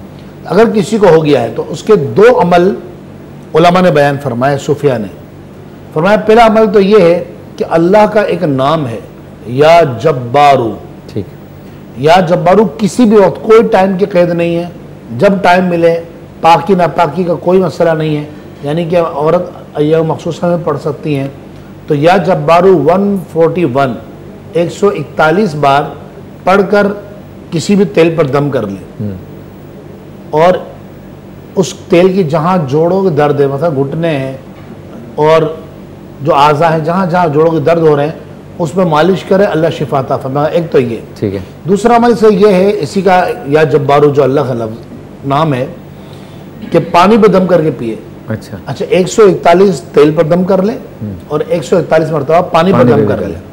पानी पिए और तेल की मालिश करे, रोज़ाना दिन में 1-2 मरतबा कर ले तो अल्लाह ने चाहे शिफा मिल जाएगी। तेल कोई भी हो नहीं, वो उसका दूसरा अमल एक मार्च करता हूँ, या दूसरा उसका अमल है, ये तो तेल कोई सा भी हो, ठीक है, इसमें तो, लेकिन दूसरा अमल है उसके अंदर तेल मखसूस है। अच्छा, दूसरे ये तो है या जब्बारू का ना, या जब्बारू के 2 अमल है कि एक तो ये कि तेल पे दम करे या पानी पे दम कर ले, या दोनों को दम कर ले, दोनों कर ले।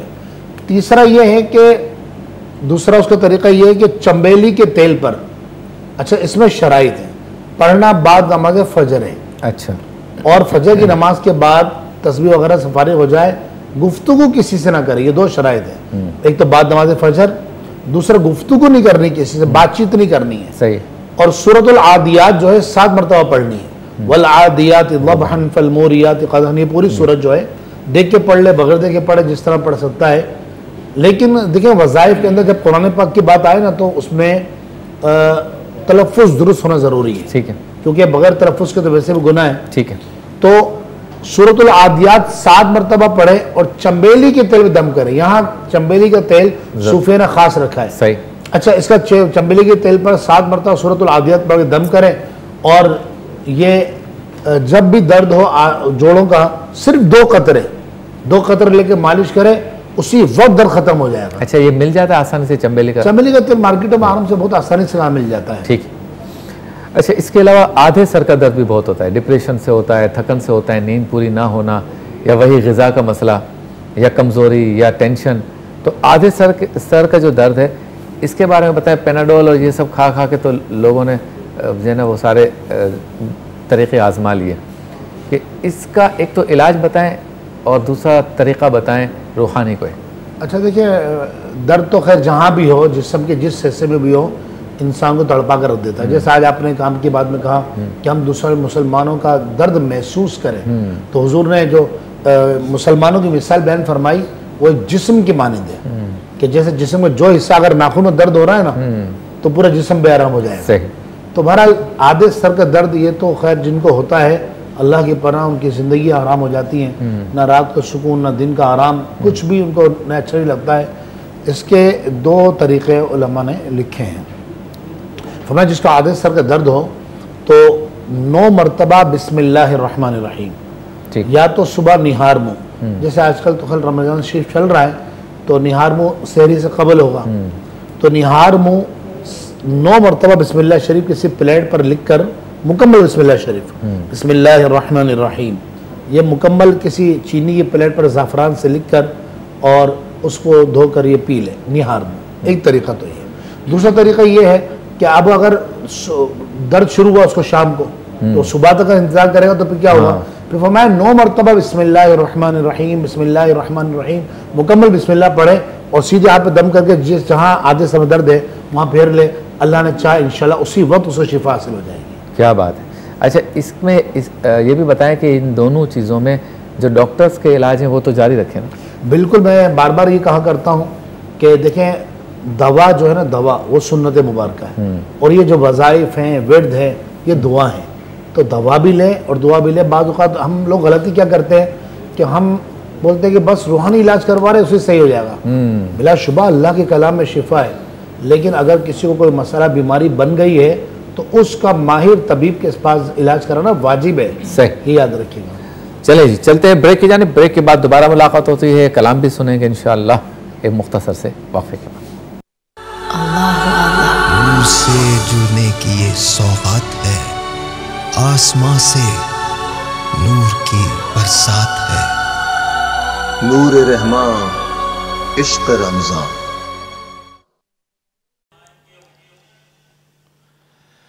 अल्लाहु अकबर, अल्लाहु अकबर, अल्लाहु अकबर, अल्लाहु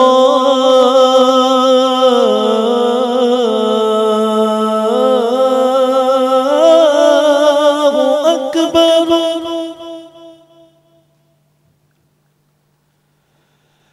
अशहदु अल्ला इलाहा इल्लल्लाह,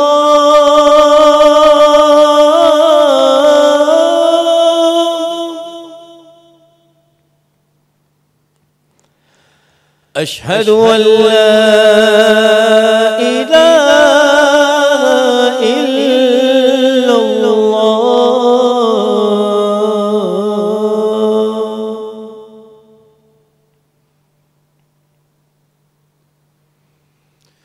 अशहदु अन्ना मुहम्मदन रसूलुल्लाह,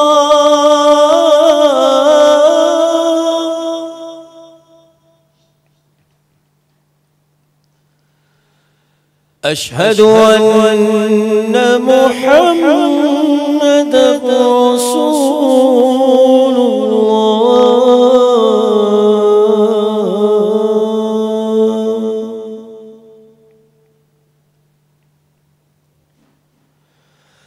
हय्या अला सलाह,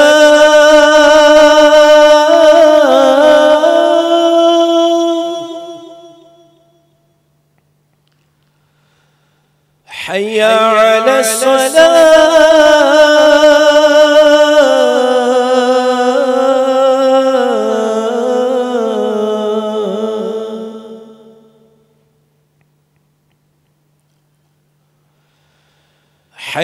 अलल फलाह,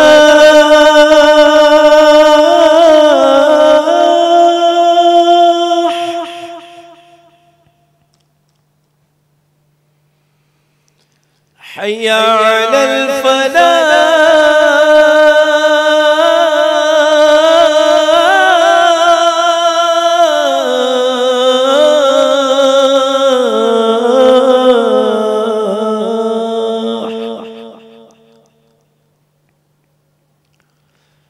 अस्सलातु खैरुम मिनन नौम, अस्सलातु खैरुम मिनन नौम।